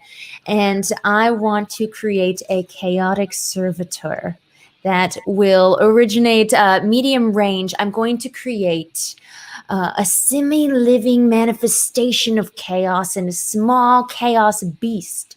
And I want to make like a cat-sized murder hornet. Whoa! Yes, amazing. I actually have some stats that I can send you for chaos beasts. Murder hornet stats. Yeah, I thought you were about to say murder hornet. No, I will say for those of you who are just tuning in, the best thing about Asunder is you get these stats for kind of generic creatures, and then you're able to tack on extra attacks and flavor to them, so that, and then you have options to make them bigger or stronger. I mean, it's basically monster building, but very specifically. So like the Chaos Beast is very different from the Bandit Captain, but you have ways of triggering extra flavor. All right, so we've got a small chaos. I'm going to email this to you, Becca. Small Chaos Beast. Just put it in private chat. Well, I have to take a screenshot of it. It's not It's a biggie. Yeah, it's not an easy copy paste situation. It's very pretty and formatted. Okay, so but still, I imagine you want to attack with that thing as well. You bet your sweet seafaring ass I do. Okay, so how many? So where there were 12 ships, 4 went down with the Weta Beetle. 1 had someone attacked with a glass arrow on it, and then we still have 7 ships that haven't been touched, right? Or how many did the Grottor destroy with its impact? Oh my God, you're right. They rammed it. So let's. Oh, we rammed. Oh, we rammed.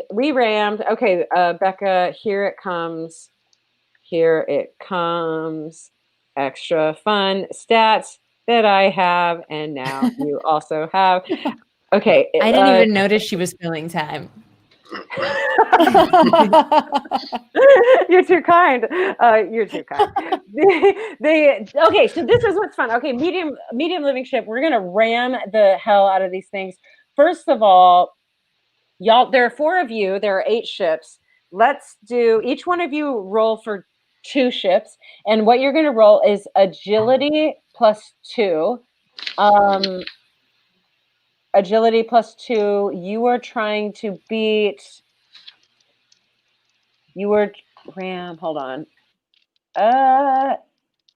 You're trying to beat a 12 to get out of the way. Oh, each of us rolled. So each of us rolls the d20 for the opposing ship. Yeah. I got one of them. One of them? Okay.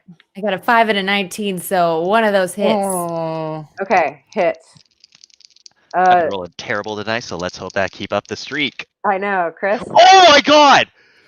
Oh my god! I literally rolled 2 natural ones. I don't know how I can this guy. Get him out of the way. Get him out of the way. I never seen somebody so Amazing. happy about it. Photo. That's crazy. Satine, what'd you get? Ba-da-ding. 4. 4 for one, and then what for the other one? Oh, 4 is good. 4 hits. a natural 20. Oh, That one totally dodges. Okay. And then Jeremy. 6 and a 2. 6 and a 2. Okay. So a bunch hit. We've got one, My 2, terrible 3. rolling is great. Two for ships this. remain. We've got 4. No. We've got 4 hits and 2 obliterations. So only 2 ships remain. The Grodor slams into them, and somehow Chartreuse is able to move the ship so it's not coming even straight on. It comes straight on and then does a weird donut and then slices through them horizontally. This ram, I think it's just a bigger ship, so it can do 10d6 damage. 10d6 damage. Becca, will you just do a digital thing for that? 'Cause that's insanity. That's so bad. Ooh, 42. 42. Okay, that doesn't kill these ships, but it definitely renders them panicking and flailing. I don't know that you would really worry about them. The ones, however, they were the first ship. The Grodor is a hungry beast. It is a living ship, and it has not been fed in a while. So the first thing it does when it encounters another living ship, lower down on the food chain, is open its shark-like jaws with rows upon rows of teeth, slams once, swallows, slams twice, swallows, tries to slam again, but the other ships had a little bit more time to move out of the way and dodge at least the spiky teeth that were on the way to its esophagus and stomach. So there are more. I guess the rest of the ships that have survived, 1, 2, 3, there are 4 survived ships, but not looking good, and 3 that are unharmed. Dang, good call, Becca. Thank you for that, because we did intend for the Grotto to nail them. That's right. What would you like to do? I love destruction, and for that reason, I will send this small chaos murder hornet to the unharmed ship on my immediate right. Cool. We're going to call that ship number 7. Yes. And unlucky number 7. Okay. So you got the stats for the fun chaos beast. Go ahead and make an attack. Okay. There's actually special rules for chaotic servitor. Oh, there are. There's a different. There may not be. Yeah, let's just roll for its strength. Yeah. I think. Hold on. Let me just do a double check. Okay, so I was wrong. I don't have. Yeah, the chaos. It describes it as a small chaos beast. So that is the thing. Okay, I'm gonna roll. You can rend. So that's +6 with 2 boons, and if you hit, you get 2d6. I have to succeed on a strength check, though, right? Or I just get it. Oh, a strength check to even get the chaos beast. Yeah. Or is that what you mean? Oh, +6 with 2 boons for a melee rend. I will rend. So yeah, also Which is really more of a sting. yes. Before you do, are you taking a discord or oh my gosh. Yes, I'm taking a discord. I love it. Or a flux, if I were so inclined. You could only take a flex if you have to roll for discord. Okay. Got So I it. don't think As you have if to roll yet. pushing. Yeah. All right. I can increase the duration of this spell, not spell, ability by pushing and give the monster an additional boon on attacks. But we'll see what happens. Okay. All right, so I'm just going to roll for sting, and I will take 1 discord, which if we didn't heal any before. Yeah, let's say you didn't, then what? I'm at 8. And I will roll. Well, before you do that, roll a d20. Because remember, every time you take, it's a lot for essence, but every time you get a discord, you have to roll a d20. You have to roll a d20 to see if your essence breaks. Is that right? Yes. Do I break? Okay. And it's a will challenge roll? It's just a d20. It's just a straight up d20. Your goal is to get above the number of discord that you have. Above, you say? Yeah. No. I didn't do that. Oh, dude, this is so exciting! Okay. Sure, let me look this up real quick. You gain discord. Whenever you gain discord, roll a d20. If the number rolled is yes, so that's true. If the number rolled is it less than your new discord score? Okay, then roll a d20 again and consult the chaos mutations table. Yay! So you're gonna get a chaos mutation. So roll a d20 real quick. This is awesome. Okay, but you're not gonna like it. I rolled an 18. Do you have it? Because I found it. Oh yeah, you read it then. Yes. Okay. It's a chaos mutation.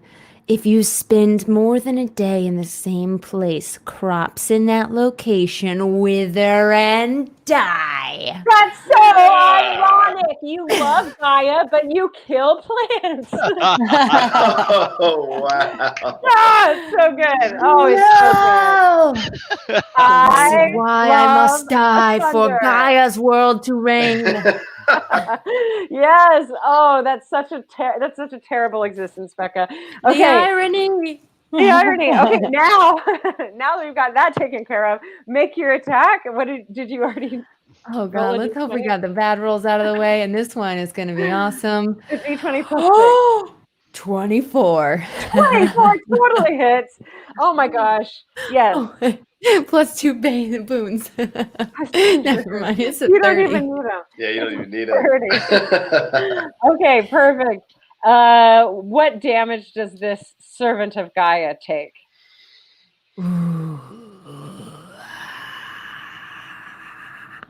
Is this a good way to fill time? I have so many windows open. 2d6. 2d6. It's just 2d6. So go ahead and roll them and tell me what number it is. Nira's gonna end up killing her death cult by starting. 8 damage. Totally. 8 damage. Okay, so that's as much as the other servant of Gaia has taken. Yeah, so you're on your turn. This was a fast action. This all happened in 6 freaking seconds. You summoned your chaos beast just out of nowhere in the form of this kind of small cat size.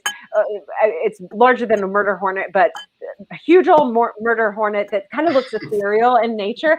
It flies over to the servant of Gaia and rends her apart. So it does stab her with its proboscis, and in doing so, it makes it as if this like chunk of her body just doesn't exist anymore. Somehow it looks as if it's gone to a different plane. In the same moment, you all see this weird sickness come over Becca. So she's now got these weird bluish green veins. And let's just say really we say quick. that the Grador itself had like a little daisy that had spurted up on sort of Yes. the edge, and it just wilts next. Yes, yes. You see these effects, and she's already distorting around her all the colors and smells. And now that comes with the added bonus of plant killer. She is what's a weed eater chemical? Like Roundup. DDT. Yeah. We'll round it all up. Amazing. Right. Okay. So that is your epic turn, where you had to roll more dice than anybody. Who's next? Other fast actions. Okay, so we have this. Those two have been affected. One of them still impaled, right, or impaired, or whatever. Absolutely. Yeah. So I'm just gonna want to finish her off. I love it. So shooting another Only Maureen arrow. would say that. Wait, I don't know. I think actually, Jeremy, I know it seems like it's a new round. I It's think it's still not. the same turn. It's Oh, still- is it? Oh, yeah. A lot has happened. So I don't think Sonia or Palm or Pyrus have gone. Okay. Is that right? I Yeah. grabbed Pyrus, didn't I? Yes. Oh Oh, yeah, yeah, you oh, grabbed okay, Pyrus. yeah. But Palm Okay. still has a thing, and Palm's Yeah. gonna go slow. Palm's gonna go Yeah, slow. and I'm going to go slow too because I can't You're really gonna do anything. Okay. Let's do slow. What's going to happen? I don't want to keep track of all the people on all the ships, but the pirates on the Grador are going head to head with the kind of minions of the servants of Gaia, who are clearly not as powerful, but there are other lackey kind of plant weaver people. But you see the pirates of the Grador jumping onto the ships and attacking with their bone scimitars. And yeah, let's go for you guys for the slow actions. What would you like to do? Palm will fly us up to the ship and then drop us off. On the Grador? Yeah. Yeah. Safety first. I love it. Yeah. Hold on this time. Okay, cool. Pyrus, what would you like to do? I want to look around to see what ship or where there is the largest cluster of enemies. I love it. Go ahead and roll a perception check. Oh, finally. Good thing I changed my dice. That is a 14 minus 1, 13. 13. It's easy to see where the largest cluster of people are. It's basically on the ships that were best at getting out of the way, which are basically the ships that I wrote down as 1, 2, 3, and 4. There on one of the ships is the person that Onyx almost took out, but the rest of those 4 are clumped together, even though they were able to avoid the Grador at the best. The other thing that you see and notice, maybe you're probably the first person to notice this, your ship is being dragged, and not in a meme like insult kind of way. It's a current is dragging it backwards somehow. So your bow, it's pointed straight at these other ships head on, but there's a current from behind you just slightly dragging the Grador backwards. If you give it any more attention, you can see the Grador is not isolated. The entire theater that is playing out in front of you is also somehow moving, and you can see it in just the tiniest of wakes that are being formed from these ships being moved. Almost looks involuntary. So all the ships, not just the Grador? That's right. Oh, okay. Well, I want to find the ship that's closest to the Grador within jumping distance, and I'm going to take off and I'm going to leap onto that ship. Yes. Real quick agility check. You certainly must have something that helps that gives you a boon for a jump, right? I don't think so. I Oh, Don't. okay. Demon really don't. hunters are inherently good jumpers. I think demon hunting gives you a boon. Maybe does demon hunting give me a boon? No, look, I'm here to help you, but if you're not going to take the help and you're gonna, you have to play the game. You have to manipulate me. I'm not in Mhm. your favor. I'm not going to manipulate the game in your favor. Yeah, I'm not seeing Okay. anything, and I'm gonna Great. stick with the base. So I'm gonna go ahead and Okay. take that jump. All right, All right. agility score or agility And challenge then, roll. let's see here. What's my agility? Plus. Oh, thank God. Okay, so I rolled an 8, but my agility is 12. Oh, okay, cool. So that's plus It's plus 2. 2, so the So 10. Got it. Yep. All right. So Cool. you land on what I'm calling is boat number 3. And that is a boat that was an unharmed boat. What would you Okay. like to do? There are How 4 many? people on this boat, but there are probably 2 other people on surrounding boats that you could reach if you have something with reach. All right. Well, I'm just gonna run up to those 4, Okay. and I'm gonna take out my 2 stone clubs, and I go, "Let's go, boat number 3," and then I'm just gonna take 2 swings at them. Okay. Fantastic. Okay, go ahead and make those rolls. Okay. Check rolls. First one is going to be a miss. It's a natural 3. Second one is going to be 8, but my strength is 14, so that brings it up to 12. Oh, a 12. Okay, so that will be better. Oh wait, I didn't do my boons because I get arena fighter. Yes, you are more powerful the more people that are around you, and there So are. if there's 4 people, I get 3 boons for each of those. Okay. Well, the first one's still a 3, so that's not going to make much of a difference. But the second one is 8 plus 4 equals 12 plus 6 equals 18. Yes. Okay. You hit. Cool. You probably hit. Oh, yeah. You don't hit with both. No, of them. it's just You one hit. of them. Okay. Cool. So Go ahead. that's a 6. 6 damage. Yes. Awesome. So yeah, you kind of you jump out and you just start going. I mean, it's one of those situations where it'd be really hard not to hit someone.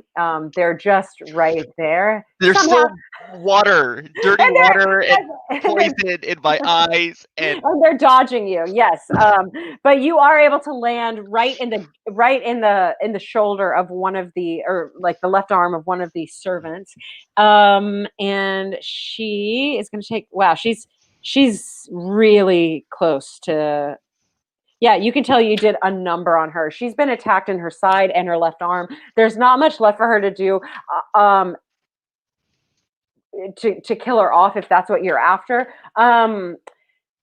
Meanwhile, who's left? We just have Sonia, right? Or no, we already did Sonia. Palm. Palm dropped already us off on the went. shift. Palm dropped Yeah, you off. we're good. Okay, so that's the round. Okay, at the end of the round, everyone. Actually, Pyrus, did you tell anybody about the drag? I did not, Okay. and I am not going to because I forgot. Fantastic. Ooh. Okay, at the end of the round, the entire, like I said, the entire theater of all these ships is pulled. Everybody, just go ahead and make a perception check. 9. Also a 9. I am not doing good tonight. Well, are we doing that with intellect or the perception? So I think you just have a perception. oh yeah, okay, yeah, that's right. Do I get to 14. add a boon from my wilderness So guide? it's what at 19, yeah. Wilderness for sure would add a boon for you. Cool. That's a +3, so a 12. 12. Becca, what'd you 3. get? I A rolled a 14. Okay, and Jeremy? I rolled a 9 on the dice. My perception's 10. Okay, so that's +0. All right, so really, Becca or Nira and Sonia, you also notice being dragged through the water. I am gonna make some of these people attack you, especially. Well, I don't know, Sonia. You're on the other ship. They would be dealing more with the Come pirate. at my murder hornet. Yeah, Come at it. they just might. Okay, so there are 1, 2, 3. She doesn't count. She's hurt. She's impaired actually. 1, 2, 3, 4. Yes. Murder Hornet, Nira, Pyrus, and Onyx. Let's see. I'm gonna have your defense numbers ready, okay? Oh, actually, y'all four make a will challenge roll. Damn. Fell out of the box. You need a 10 or higher. This is a what roll? Oh. Willpower? Will challenge. Will challenge. I rolled a 2 minus 1, so 1. Oh I my keep God. changing my Oh my dice. god. This is like the 6th dice I've got through tonight. Oh my god. You're rolling like me. I got a 9. Okay, not quite. I rolled a 14. You're good. And Murder Hornet? Ooh, the murder hornet gets to Oh, roll? yeah. Okay, for Will. Ah, got it. Okay. Oh, he's powerful. It's an Yep. 8. It's an 8. Palm. So this, everybody on it. Palm, Yeah? Palm got a 20. Of course, Paul. Palm. Oh, Palm's amazing. I'm rolling like 20s for Palm. It's the weirdest thing. I will screenshot every single one of them. It's the weirdest. I totally believe you. Just like I believe that Chris, I don't know if he's trying to die or what, but Yeah. okay, so everyone but Onyx. We've got Nira, the Murder Hornet, and Pyrus. Here's what happens. Y'all take 1 strain. You are now impaired. And Becca, you lose an essence power. I don't have your list right in front of me. So I guess just pick one at random. You can't do that essence power. But I can. So these powerful women looked at your directions, kind of targeted each one of the people I shouted out, and they started chanting, Gaia, Gaia, be with me, Gaia, Gaia, be with me. And they took from you. They took essence from you. In Becca's case, in Nira's case, they took an essence power. And so you each have strain. But the other thing is you've lost some memories. You've lost memories, you've taken strain, and Nira has lost an essence power. Oh. This, the way you feel, I mean, this would be the beginnings of a depression, really, a forgetting of who you are. You feel just total loss, but also physically exhausted. And the form, this fight is, as much as it feels like it's in your favor, it is going to continue on and on. It doesn't look like there's an end in sight. They just overpower you. They outnumber you, which is fine, except the thing that has been pulling you back and back and back starts to take form, and it turns into a couple of things. You actually wind up seeing the serpent's graveyard in the distance, where you were heading for before you turned around to ram these people. It's pulling you faster and faster through the ocean towards the serpent's graveyard. Rib cages are sticking up to the sky. This is still in the distance, but they act as treacherous, almost edges of a maze through the water. So if you were going, 1 knot, you might be able to maneuver through these things, but you are slowly, as you're fighting, moving closer and closer, faster and faster. You also see in the distance what you assume is the goddess's eye. You get the feeling that there was really nothing you could do to avoid. You set the wheels in motion when the minute you got onto the grottor. It almost seems like nature herself wanted you in this place, because the ocean is pulling and pulling and pulling. any of you who have heard of pure light might interpret kind of what's happening as almost the same natural phenomenon as you look up into the storm. And this storm is swirling and swirling. It's coming from beyond the pull. So you look like you might crash the storm, and you might crash into each other right in the middle of the serpent's graveyard. Except any of you, everyone make a will challenge roll.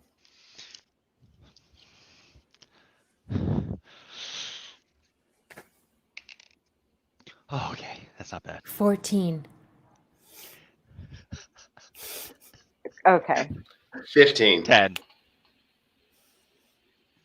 Sonia? 1. Oh, 1. Sonia, you are absolutely drawn to the goddess's eye. You are doing everything you can to get towards that storm as fast as you can. The rest of you we'll see what happens there. The rest of you are able to look away, and the first thing you do is look down, or at least across the horizon. And what you see as you wrench your eyes away to look at your path, you're all on different ships as well. And you see a hole in the ocean. Not big, 10 yards, but in seconds, it's 50 yards, then 100, and then 200 yards. It grows so quickly. Dead ships, serpent's bones, the living ships, anything that was in its wake are swallowed by what is unmistakably a whirlpool. And the pull now has kind of a center force to combine upon itself. So this whirlpool, as many miles away as you were from it, began that far out. And now it's a thundering, raging whirlpool. Becca, where are you on the Grador? I am, yes. You're on the Grador. On its bow, 1 foot aloft. Yes, that's right. You're on its The bow. grass that was growing on the edge has wilted under my boot. Okay. Yes. You get this deja vu feeling that you've been here before. The ship itself is on the outer rim of this whirlpool. Pyrus, you're not on the Grador. Sonia and Palm are. Onyx, are you still on the Grador? I'm still with Lady Mast. Yeah, you're still with Lady Mouse. Okay. So essentially, Becca, you feel an inner peace with the whirlpool. You feel like this is deja vu. You've been here before. There's something about the whirlpool tunnel, the cylindrical kind of funnel that's going down and down and down and down, that reminds you of the location of the wellspring, the first wellspring. So yeah, that's where you all are. Captain Lorray and Chartreuse are totally panicked. They, like Sonia, Chartreuse, like Sonia, wants to be closer to the storm. And Sonia, I'm going to say you and Chartreuse abandon post and start walking off the boat. Cool. Palm rolled a 19 to my 1. Palm could easily block your way from walking off the ship. But I will fight Palm. I will crawl over Palm. I'm like a zombie. I'm just kind of like... Yes, you absolutely are. Yeah, this is one area where you are not accepting your bondmate's embrace. Captain Lorray Flagon says, Nira, snap out of it! We've got to turn. We've got to get out of this whirlpool. Oh, maybe we don't. Maybe this is where we were meant to be. Lorray, don't you see it? It's beautiful. No, I said you said you were going to sacrifice yourself. You didn't say you were going to sacrifice the whole crew. Well, that's their choice, isn't it? Pyrus, what are you doing? The people you're fighting are equally I actually rolled exhausted. well. I wonder if Yeah. I could try and get Perrier, the flying bliced out skyship, to send down or rather a tentacle from the Grador to reach up and wrap around the Perrier so that they have a connection. And if we are sucked into the whirlpool, perhaps the Perrier, following Onyx's orders to pull back up, could pull us I back. love it. I love it. This contingency plan that y'all just made up out of your asses. That's what role playing is. Oh, yeah. I know. I love it. Okay, for sure. What are you're gonna yeah, absolutely. There's like some grappling tentacles on the Grador, and you know exactly where they are, having been a part of the ship. So do a just an agility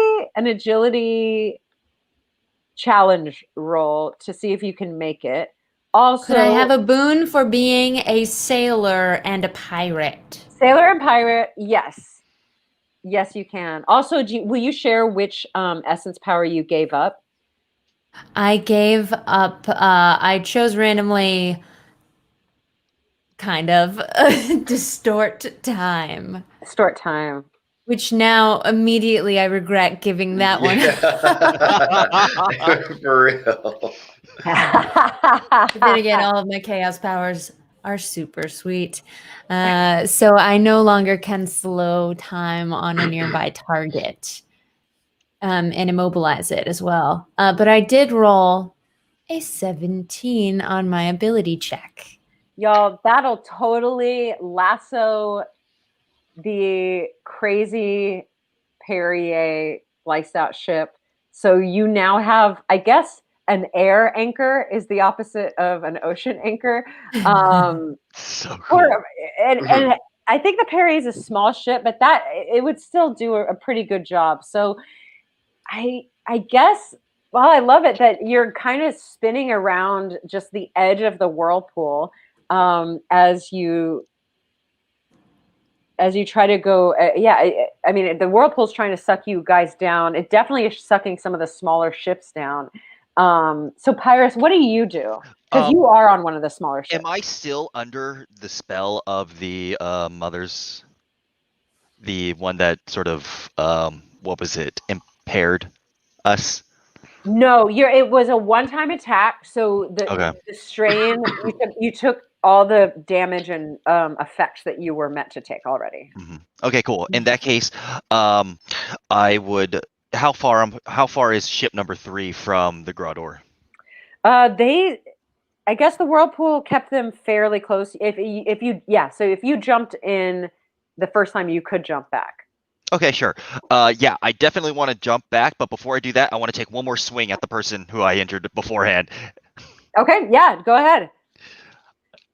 Yeah, they're almost down anyway. Yeah, that's a natural 20 plus 4, so 24. 24. Okay, well, I won't make you roll the damage because that's whatever you roll is going to be enough. It's about time, huh? I know. I don't want to leave that to chance. I guess they're still up, but have 1 hit point left.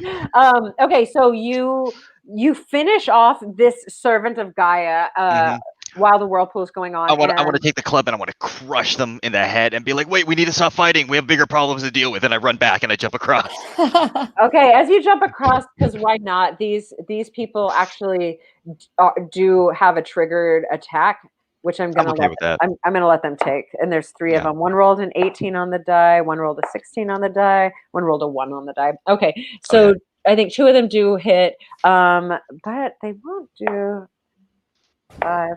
5 plus 7. You take 12 bludgeoning damage. Yeah, I'm okay with that. Oh, okay. Well, great.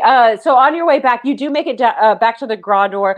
Lorray looks at you, Nira, and goes, I thought you wanted to go down first you want to go down the whirlpool, and now you're lassoing an air anchor and preventing us from going down. What is your end game here? Moray, I don't know. It's whatever Gaia wants. I need to see a sign from Gaia that we Oh, ought yeah. to go into the Oh, yeah. whirlpool.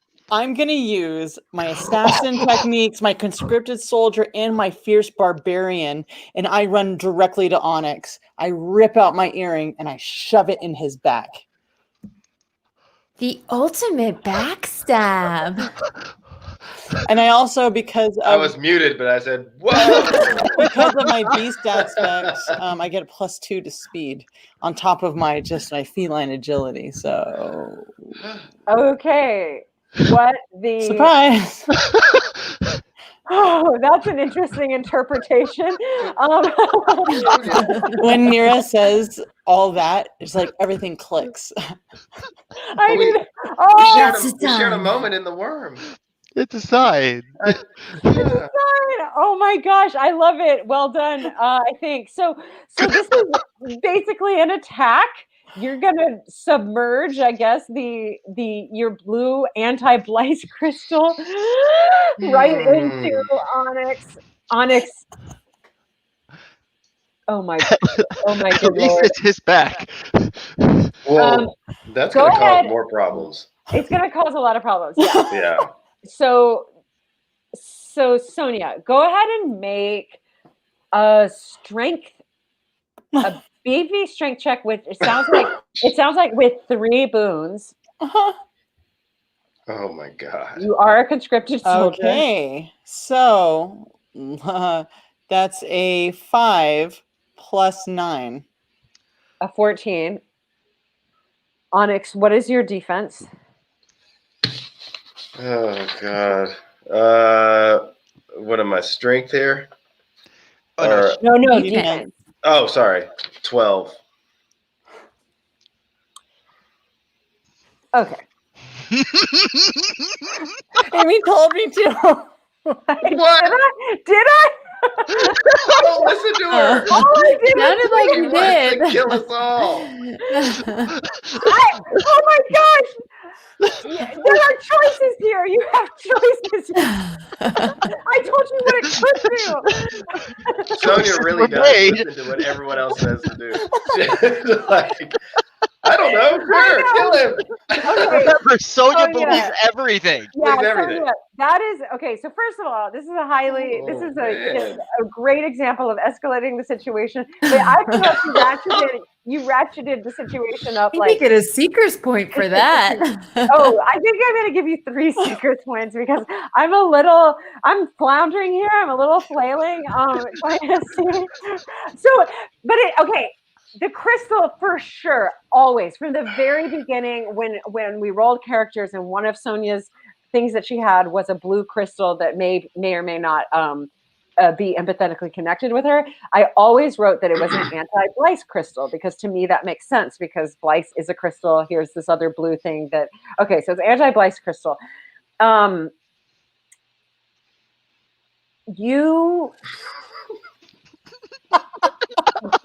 Okay, I mean this sucks. I don't know if the mechanics are if we continue this game, but Onyx, you're like an undead version of yourself at the moment because the way this works, it was never meant to happen. Obviously, I mean, am I just sort of like just frozen in time because? Yeah, and it essentially wouldn't We Perrier kind of just need that stop? ship to be connected via Yeah, Blythe. What's the point? I think you're right. I think Perrier would stop. I mean, it's anti-Blythe. So your essence is totally bonded with Blythe.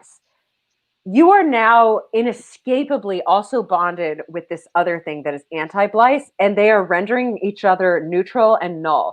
That doesn't mean you don't have essence anymore. You still have essence, but something's gone haywire and everything is canceled out. You lose your control over gravity. You lose your connection to Blythe is there, but it's not doing anything anymore. And Were you floating above the ship at that moment and come crashing down? Yeah, well, I mean, I was. I do think Lady Mass is sort of.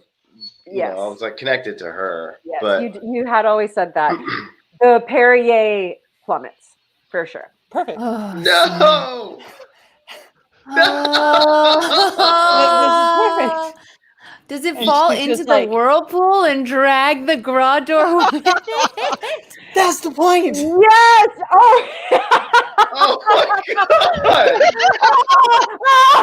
Oh my gosh! Like total chaos, but in the way of just chaos, not the way that a Sunder means chaos. It's just chaos. Everyone, That's it, right? Hold on, We're everyone. done. We'll see, but everyone, get on your ship and get thrown around on your ship.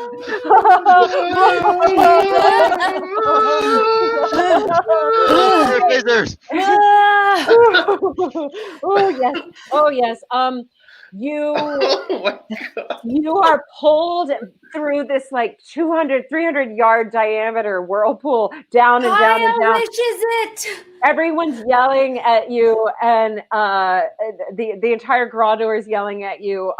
You get swallowed up by this kind of toxic ocean.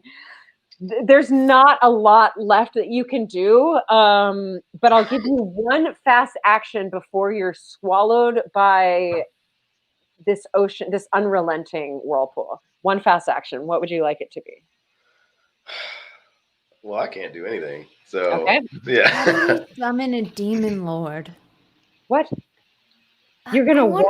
I want to summon a demon lord. How else do we get Gaia the bone and make a world baby? Okay, Pyrus has How to do something. that? If she does that, can I use my profession as a demon worshiper to help her? actually, Palm is not under the influence that I'm under. Palm is like, what the is happening? yeah, y'all, we are all palm in this moment. We are all palm. Nira's into it. She just needed a sign, and there it was. I would like to create matter with my chaos essence power and fuse it with Pyrus's ability to be a demon hunter to call forth a demon through chaos essence. Okay. I've never done it before. No, It's you not a thing haven't. this power can do, but I can create matter. it. So with the creation of matter using pure chaos, I want to make like a shell that perhaps a demon lord could inhabit to bone Gaia. To her wishes. With consent. Okay, so that's a lot.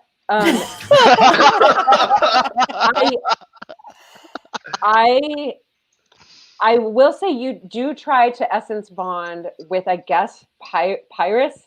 And Pyrus, you're a demon worshiper. So are you like essentially praying at the moment? Is that, or like, what is it? What are you doing as you worship? As I essentially praying and trying to bring forth, since I am a demon hunter, I know how demons spring forth into our world. They come through these portals, and I am trying to summon one of these portals to come to being, but for this one specific demon. Okay.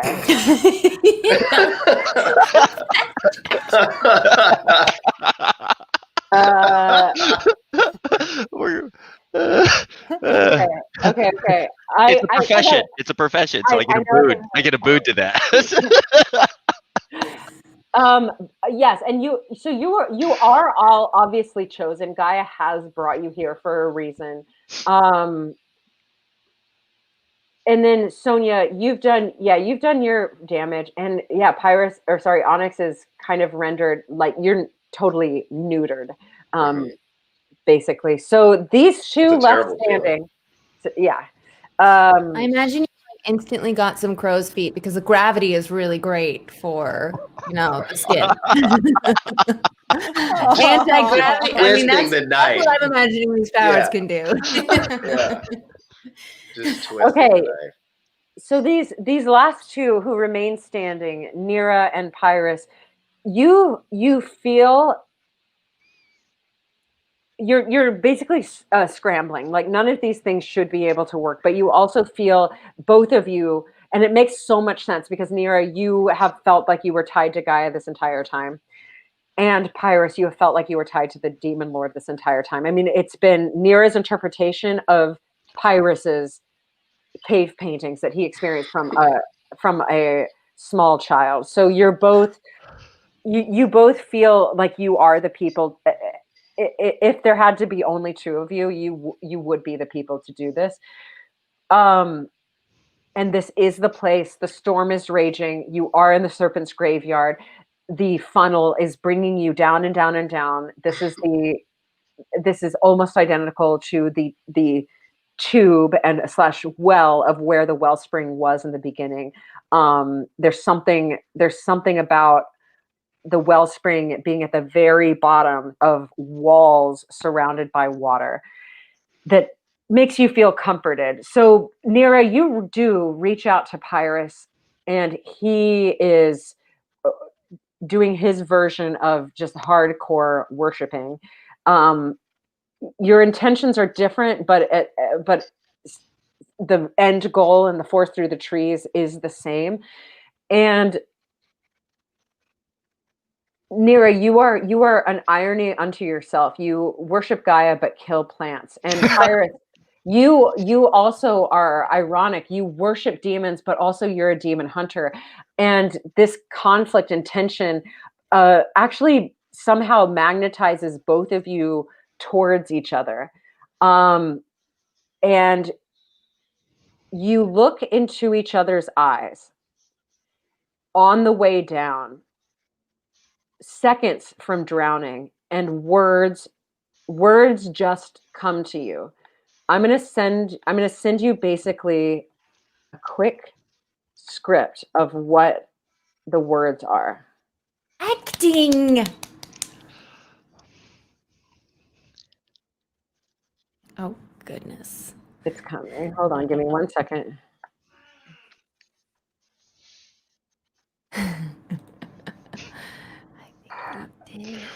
Okay. You get one fast action. So yeah, Becca, will you do the screen thing where it's just you and Pyrus? Goodbye. Oh gosh, sorry. Let me read. It merged everything together, and it's a bit of a poem. So hold on. It's fine. We got this. We're professionals. Mhm. Okay, I'm just here to help you. Teleprompter. Is Teleprompter, the jizz word in there? Jism, bone, Jism. bow, stern, porthole, all the words we learned today. Okay, all right.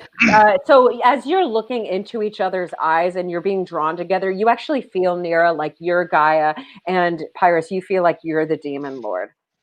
It's a very intimate moment. The builder constructor of worlds beyond the reach of Asunder.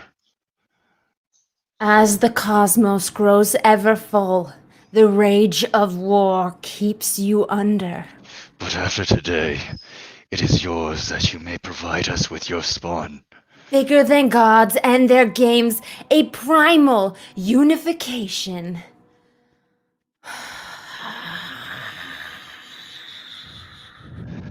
Are we back? Yes. Okay, so those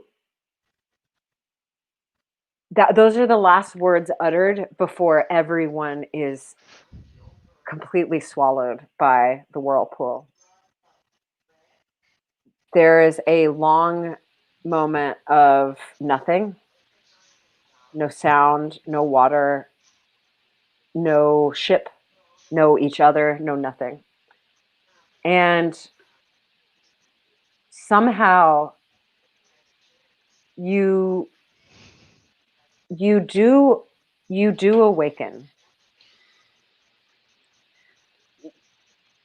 What you do see when you awake, the four of you only, you are unsure. Just so you know, you're not sure if you're alive or dead. You just know that you're together and you are able to make eye contact and connections. Any essence that you wanted to reach out and feel from the other person is absolutely there. Onyx's just feels odd and different. And Onyx, you're a little bit preoccupied. Your essence is just preoccupied. It's difficult for you to do anything. So as far as you can tell, you're here. But you're totally underwater. You are underwater. There's no mistaking it. You can feel it around you, but you're not gasping for breath. Light is everywhere, but it's coming from nowhere that you can tell. You're basically in an underwater glade surrounded by a beautiful coral reef forest. But you feel the opposite of claustrophobia. The only thing binding the expanse around you is your vision. As far as you can see, the ocean seems to go on forever, no matter where you look, including up. And in front of you is a large decorative pier made from stone, essentially. It's pristine. There are no barnacles or moss or any other growth on it. It's about 10 yards square. It's about 2 yards above the seafloor where you're standing. All of you are absolutely 100% naked, except for the seaweed. There are seaweed woven robes, and you have a crustacean living mask, which you assume is allowing you to breathe. And the positioning goes like this. On the pier, laying down next to each other, are Nira and Pyrus, face to face, holding hands. On the outskirts, on either side, I guess, at the head and foot of this table, is Onyx and Sonia. And then on this side of the pier, it's a man humanoid with a lizard-like face and a coral crown holding a petrified wooden staff on that side of the pier. Becca, I have a picture of him. His name is Task, and he tells you that. He says,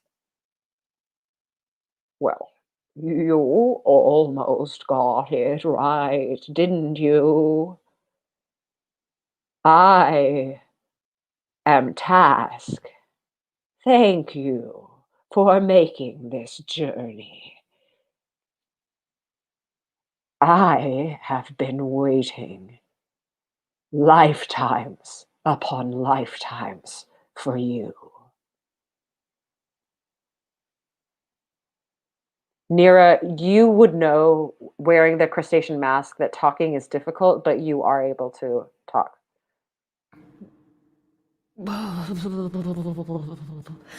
Task.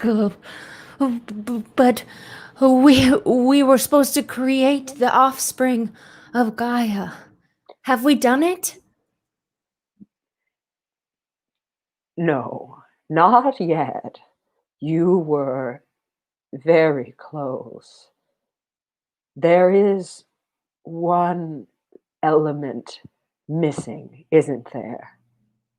You, Pyrus, do you remember the whole cave painting?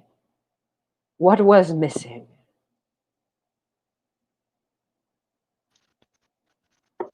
I don't I have the remember. image here that does seem to spark some memories. Oh, An audience? Yes. A large audience. Gaia has a way to,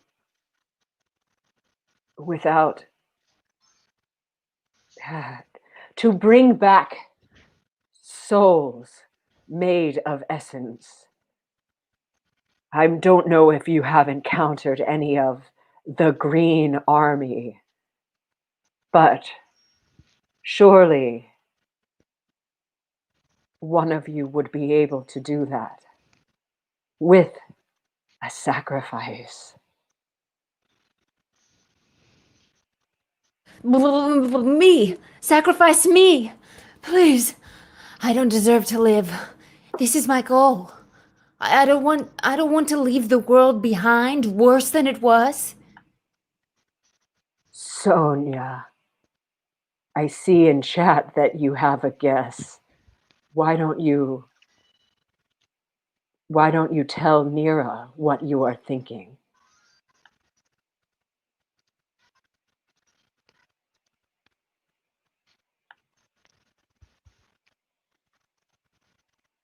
Your cult, the death cult. Oh, my cult.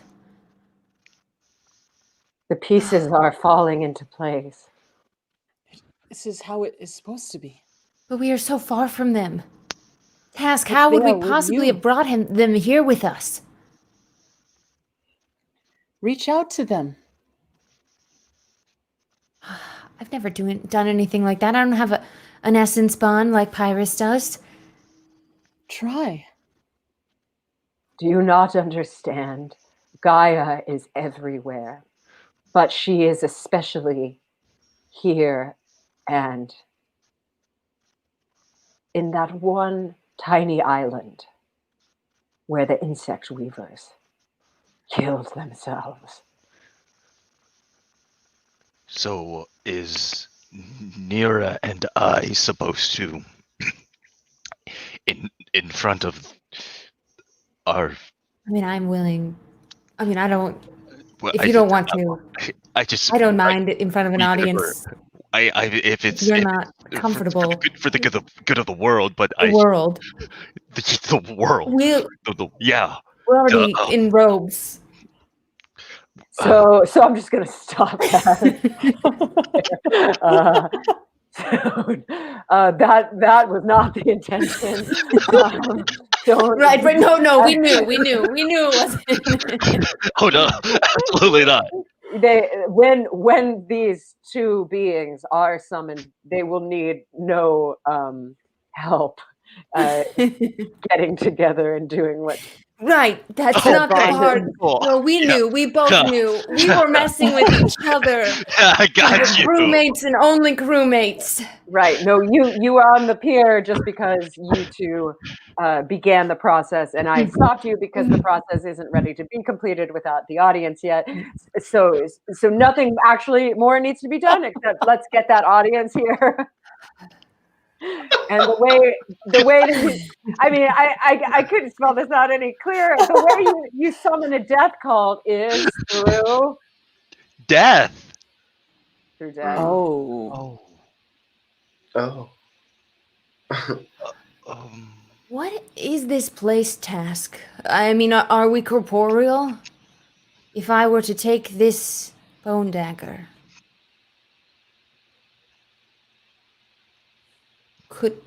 could I die here? Yes, death is an eternal possibility. I am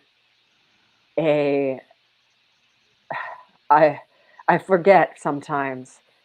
I remember everything, but my memories are bound by humans, and humans are fallible, and even their memories are fallible. Truth is open to interpretation. At this moment, I do believe you would be able to sacrifice yourself. I think that is what is meant to happen. For you to kill yourself, bring the army, bring Gaia's army of all the beings, including your death cult, back to life right here, right now, to bear witness. What will become of you, I do not know. I don't think that Gaia would sacrifice. It's hard to say. I don't want to say anything, but I do think. Okay, hold tight. I just gotta have a moment with my peeps. Onyx, you have done me a great service. In exchange for a favor I did for you long ago, you have served me well, and I will forever be grateful. Sonia, you've been my companion. You've been loyal and trusting. You have given me the joy of Palm's presence and your own, and you have made me feel powerful. When once I had nothing. I couldn't even cut off a member by myself. But with you, I had that power. Pyrus. It's time to make your vision come true. And then at that Okay. moment, I take her dagger, and I want to plunge it into me. No! No! I pull back and I cut my arm as he pulls the dagger out of my hand. Everybody wait. Ah, too late! I'm bleeding! I'm stronger than you are. Wait. Nira. No. It can't be you. It can't be Pyrus. We literally already did it, dude! No, wait, let's hear what he says. Well, she didn't sacrifice herself yet. My No, I arm don't- is just bleeding. Yeah, your cut arm just cut. And I think Pyrus took the knife from me. Yeah. Mm-hmm. Okay. But I struggled as he tried to grab it, and I cut my arm really deep. So who has the knife? I do. Pyrus. So the world needs the two of you together to bring this back together and restore the balance. It doesn't need me. Let me be the sacrifice. No, this is my purpose. No, You it can't isn't. take this from me. Nira, I have I'm- to I'm die not here. taking- This is I'm not- why. Nira, I'm not taking it. Your purpose is to be here. I don't know what mine is. Perhaps it was to get to this, take this journey, get this far, and end it here. But I know, and when I chose to follow you, I knew it was for something. I have no family. I have nothing. I'm just a wealthy man who's very good looking and has, well, everything I could ever ask for. But I didn't have love until I met all of you, until I met and reconnected with my brother. You two are needed, not me. Can we all die down here? That would be I pretty cool. tackle Onyx. Oh, man. You've done enough, Sonia. I literally tackle you. It's my job is to make Nira do her thing. Oh, Well, how much essence do I have left? You have some essence. Yeah. Okay. What would you like to do? I'd like to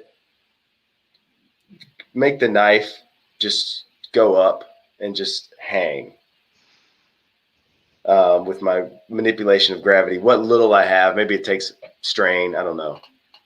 Okay. And I want to do that, and I want to ask Task what he wants and what he sees, since he's waited lifetimes for us to be here. Only he knows the truth. I crumble to the ground waiting for death, even though I probably didn't cut myself well enough to make that happen. I'm sorry, Onyx. So I'm laying there. Sonia's got pinned down. I've got the knife hung up above everybody. And I look at Task and I say, who's to sacrifice here? Who must die?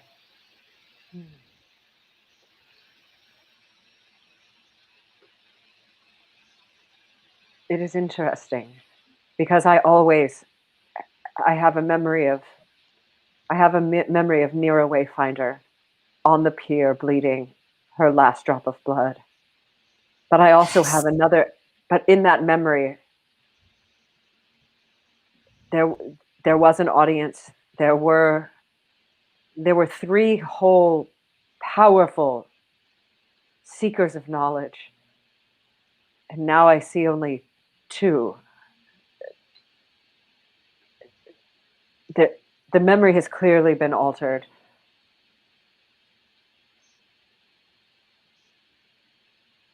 I'm not here to answer for Gaia. I'm merely a witness. I'm here to hold on to human memories in the future and the past. There is another memory where this doesn't happen at all. You all walk away. No. The primals never have unification.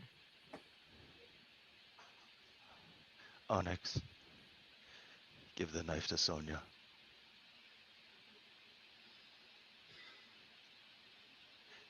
For you, brother, I do whatever you ask. Sonia, this is your choice to make. And so I take the knife and gracefully falls in Sonia's hands.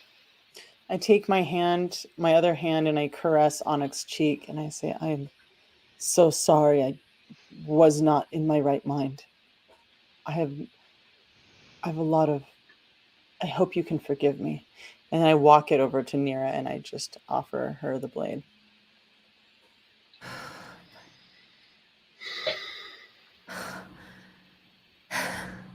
Well, now, Onyx doesn't have his essence. We'll figure it out. I will help him get it back. You are fools if you think the journey here was going to be an easy one.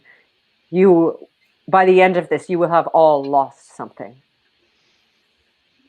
I do have a memory, though, of Onyx. Gaia told you something. Your purpose is something else, is it not? It is. I was sent here to avenge my parents' death. No, that's not what Gaia told you. Do you remember? I mean, but I like this truth as well. Yes, both of these truths are true. I was getting to it. Oh, you were getting to it. Yes, I'm sorry. My memories go so fast. But I like the tension. Go ahead, avenge your parents' death. Mm-hmm. I was sent here to avenge my parents' death. They were killed by the hands of a very, very powerful demon. A demon that saw me through the wellspring. I never mentioned this to any of you because I didn't know what I saw. But I thought what I did see was to kill that same demon. Perhaps that was the one.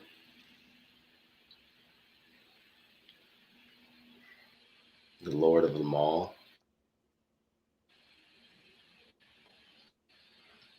Maybe that was to restore the balance.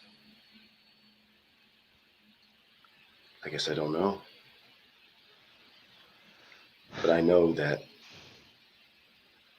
when they lost their lives, they left me with something powerful. And I will die. I will die before I let that slip away.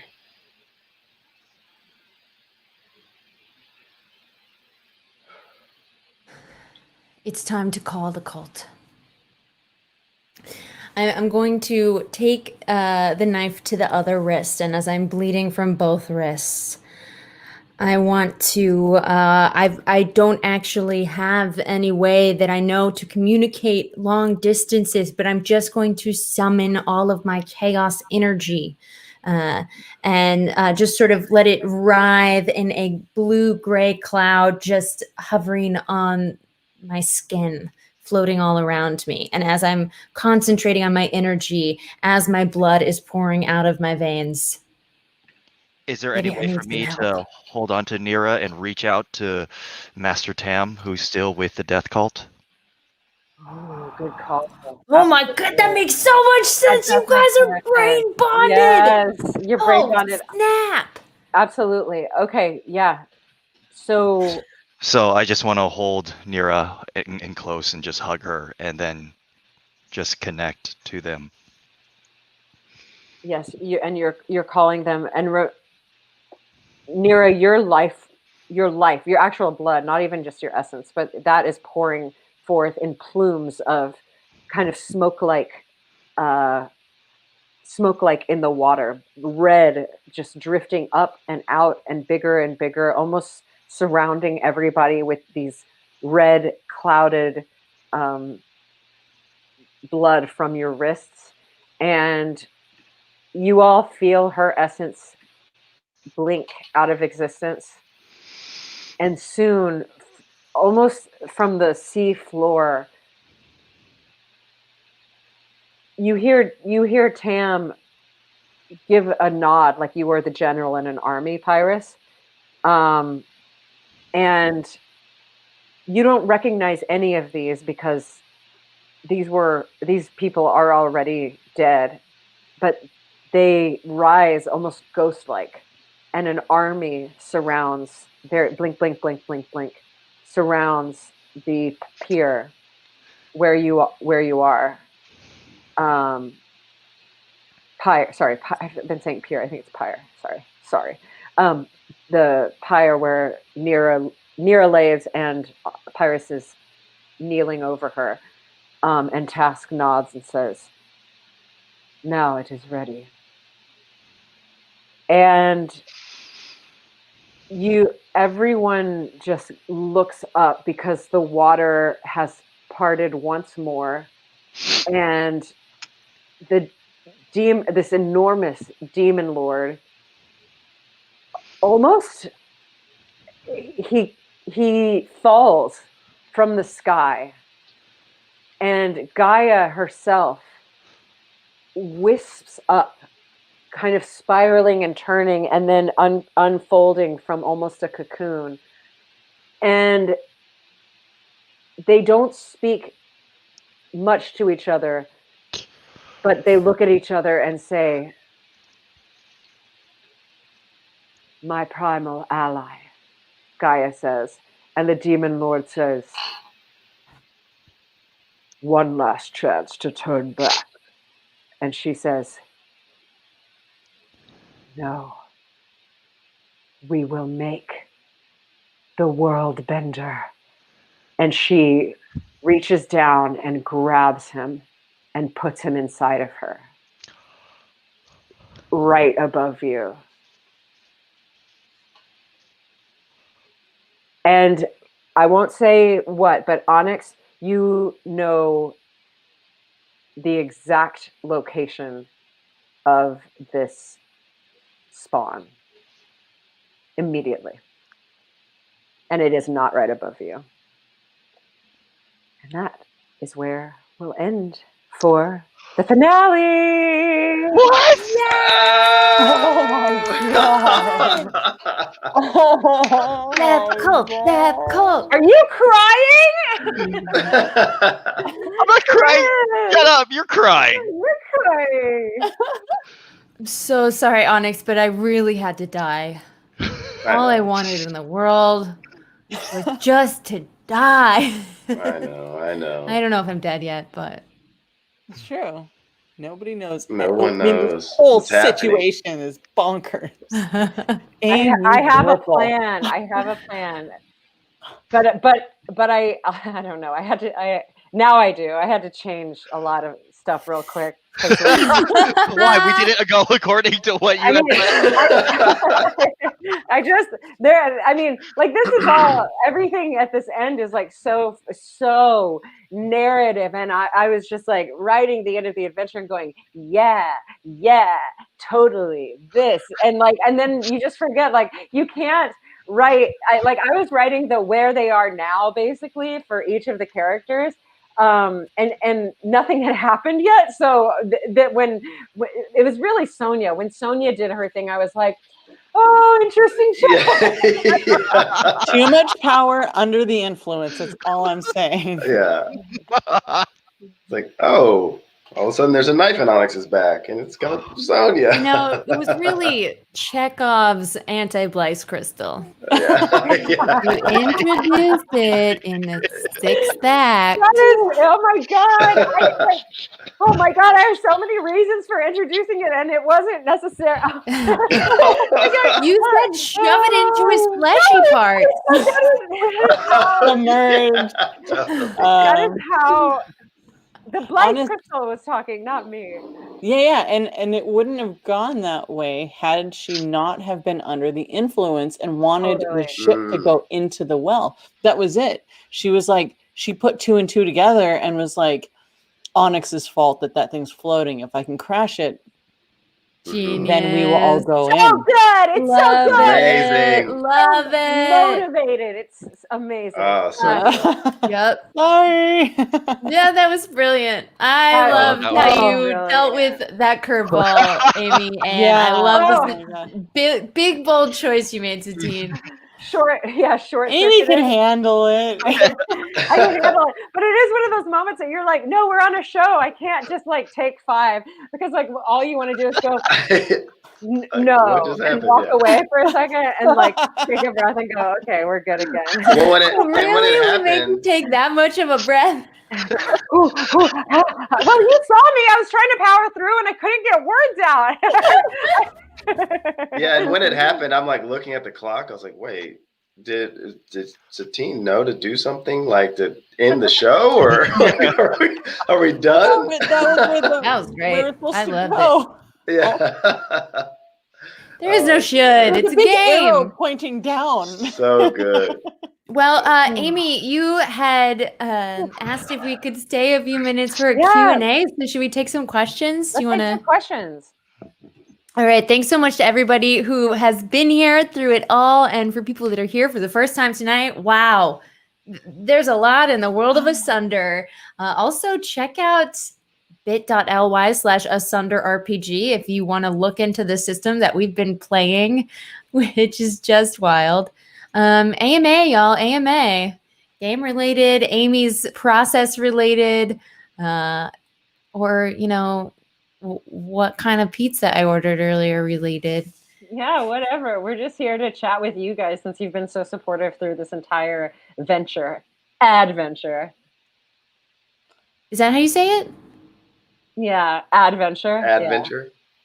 Haha. And also, Satine, do you want to tell people about Saturday? I can't get enough of you guys. So this is the 10th annual CelebrityCharity20.com game. Charity 10th. There's a whole lot happening. We're actually partnering with World Builders. So the money we raised for Reach Out and Read, which is a childhood literacy program that teaches pediatricians how to teach parents the importance of reading and reading to their children from the ages of 6 months to 5 years old, and then onward to 18 years old. And we've been doing this, started at Meltdown Comics in 2010, and now like nothing's stopping us. We're doing it, over the stream instead of in person. So yeah, it'll be on the World Builders Twitch channel. I think it's twitch.tv/World Builders. So they raise money for the Heffler Foundation, Heffler International. So the money that we raise for Reach Out and Read is going to go towards that bigger amount. I mean, I know they're over 400,000 now.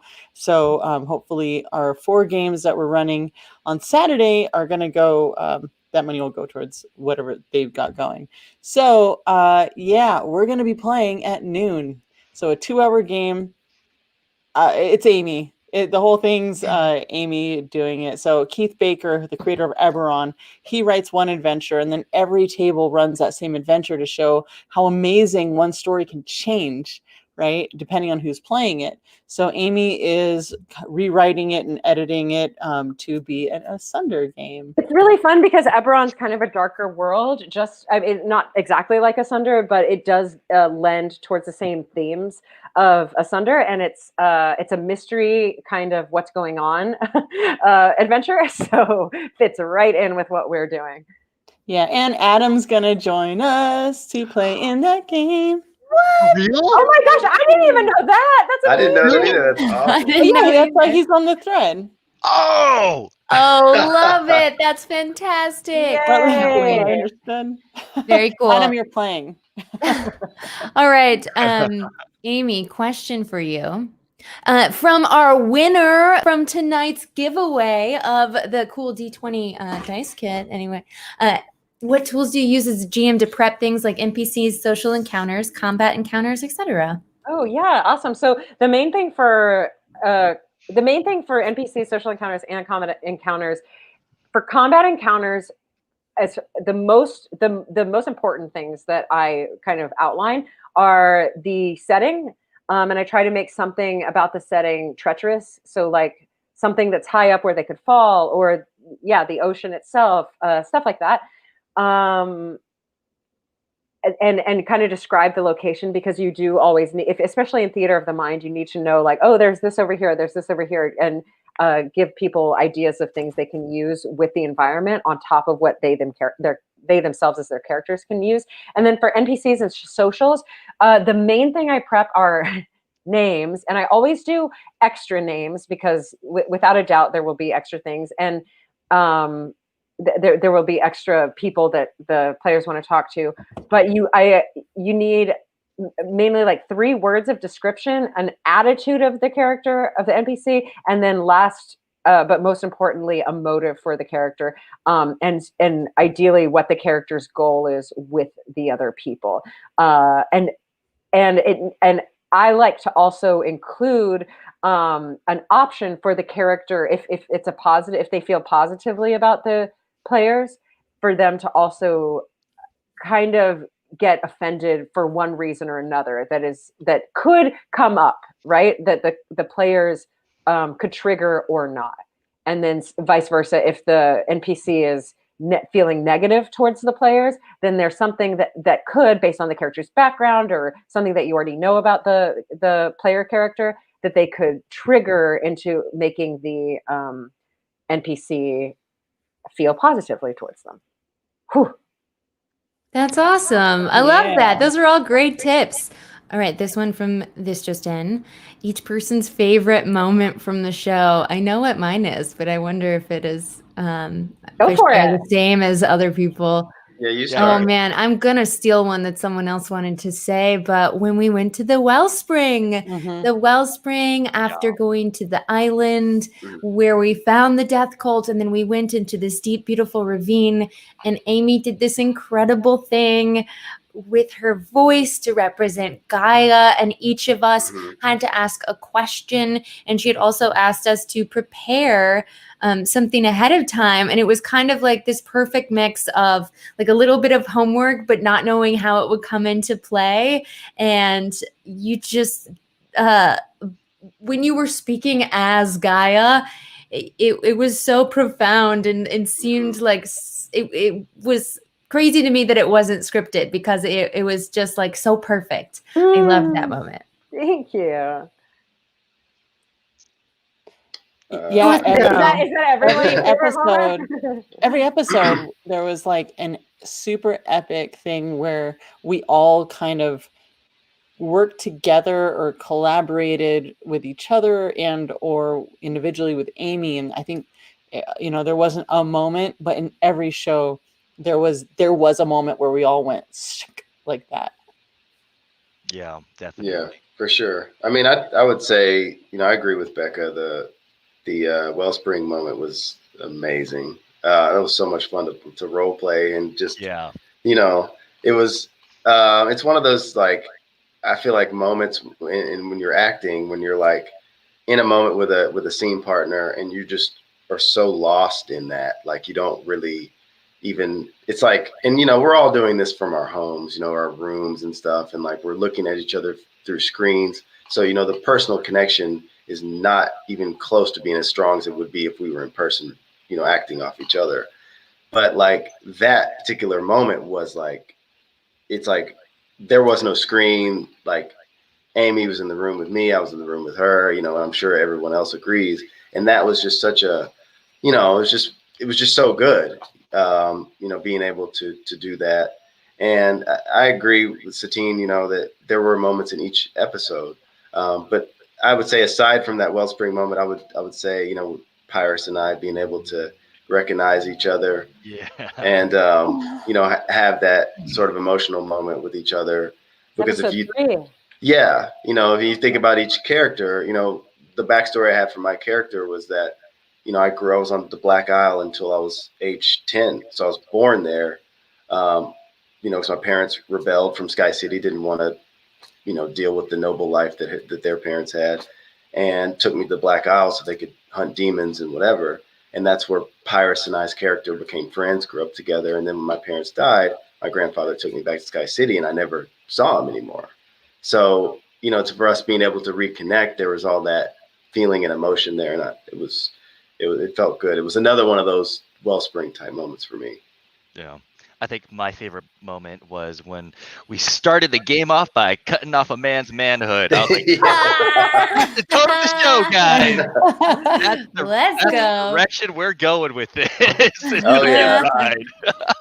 was all in character. It all made sense. We were off to the goddamn races at that point. That legit is what I was gonna say. But my other one was just Onyx.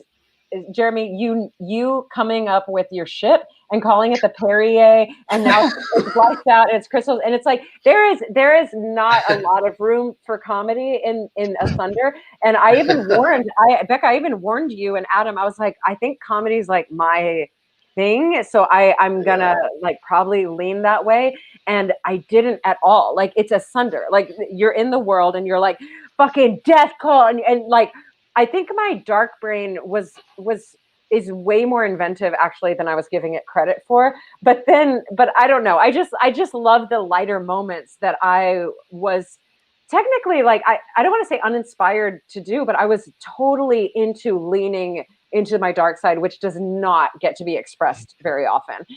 So you naming it the Perrier, Lights Out Crystals, I just loved it. I loved that you brought some joy and comedy to Awesome. Yeah. We just have time for one more if anybody has a quick answer, because it is the end of our stream now. But I always think people have interesting answers to questions like this. How do you become a better role player? Any recommendations or resources that you would give? You're nodding, Satine. Yeah, really, honestly, it's about listening. Game mastering is about listening. Playing is about listening to what everyone else is doing. You're not in your character sheet. The character sheet is there to help you decide what you're doing after you've already done it, to help you calculate what you want to do. And usually what you want to do is a response to what everyone else is doing. So listen and respond. Acting. Yeah. I love that. Yeah, I have nothing to add to that. It's just listening, which is always a struggle. I mean, it's always an ongoing process to become better at that skill. I made a series called "How to Be a Better RPG Player" that you can just search. It really is just me talking to camera and telling you, but it's about 8 episodes. I think they're all like 2 to 5 minutes long. It's very short, but you can find that on Saving Throws YouTube channel. Otherwise, you can just search Amy Vorpahl, How to Be a Better RPG Player. Awesome. And it's fairly short, easy listening. I tried to make it kind of funny. Ooh.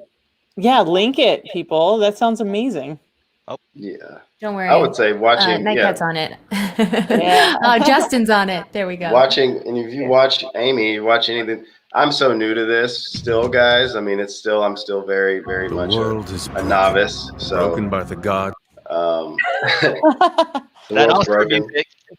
So yeah, I mean, just saying that, and being able to play with such talented people that are on this crew right here. I don't know. I feel like truly honored and blessed to be able to experience this with you guys. Awesome. Second for sure. Like, just DMing people who aren't you guys or who aren't actors, like, it just puts it so much into context of like all the players watching that you just played with. What? No, nothing. No, it just puts it into so much context because I end the game with you guys thinking I'm a fucking genius, and then like I've played games with people who most of the people who like sign up at cons to play with me know that we're in it to commit, and it's totally great, and they commit as much as you guys do, and they commit to the comedy and the joy, really.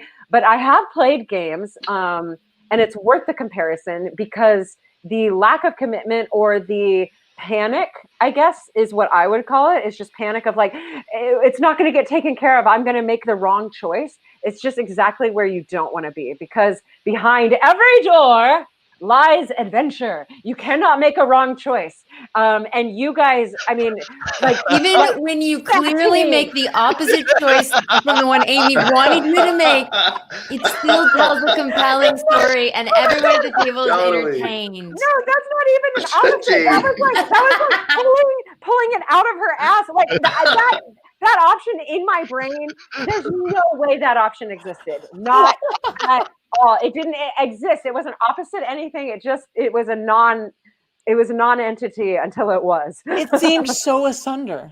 I wouldn't have done that in a D&D game. I would. It seemed I like the would right not choice have to me done too. that I was like, in oh, a she D&D finally game. did the thing Amy wanted. Yeah.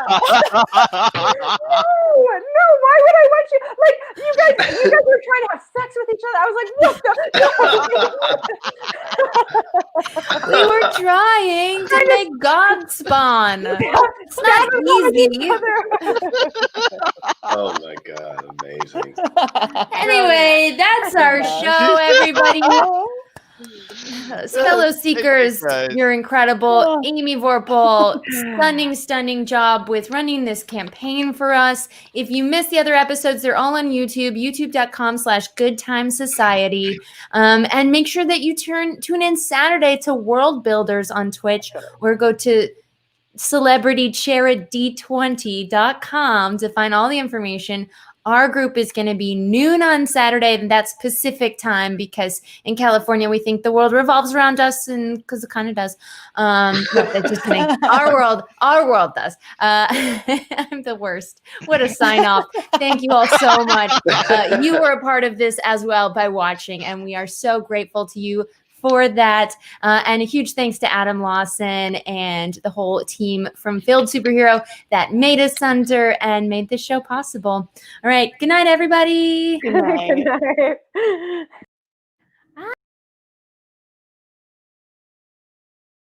The world is broken. Broken by the gods who gave it life, then abandoned it. We have been left to fend for ourselves, our divine essence bonding with the plants, which we reshaped into weapons, bonding with the sea, which then reshaped us. Next was the insects, and then the beasts of the land. We found remnants of the gods, chaos, the power to transform reality, but it was not meant for us to wield. The secret societies, with both noble and selfish goals, have tried to control it. Something has changed. Gaia has awoken from her slumber, and Asunder has begun to devour itself. The Naga have betrayed the Alliance. Demons flood the Black Isle, and the dead have begun to rise. Most deny the end is coming. We've seen the signs, cannot turn back. We are the Seekers, and we will find the answers wherever they take us. Our story can be your story.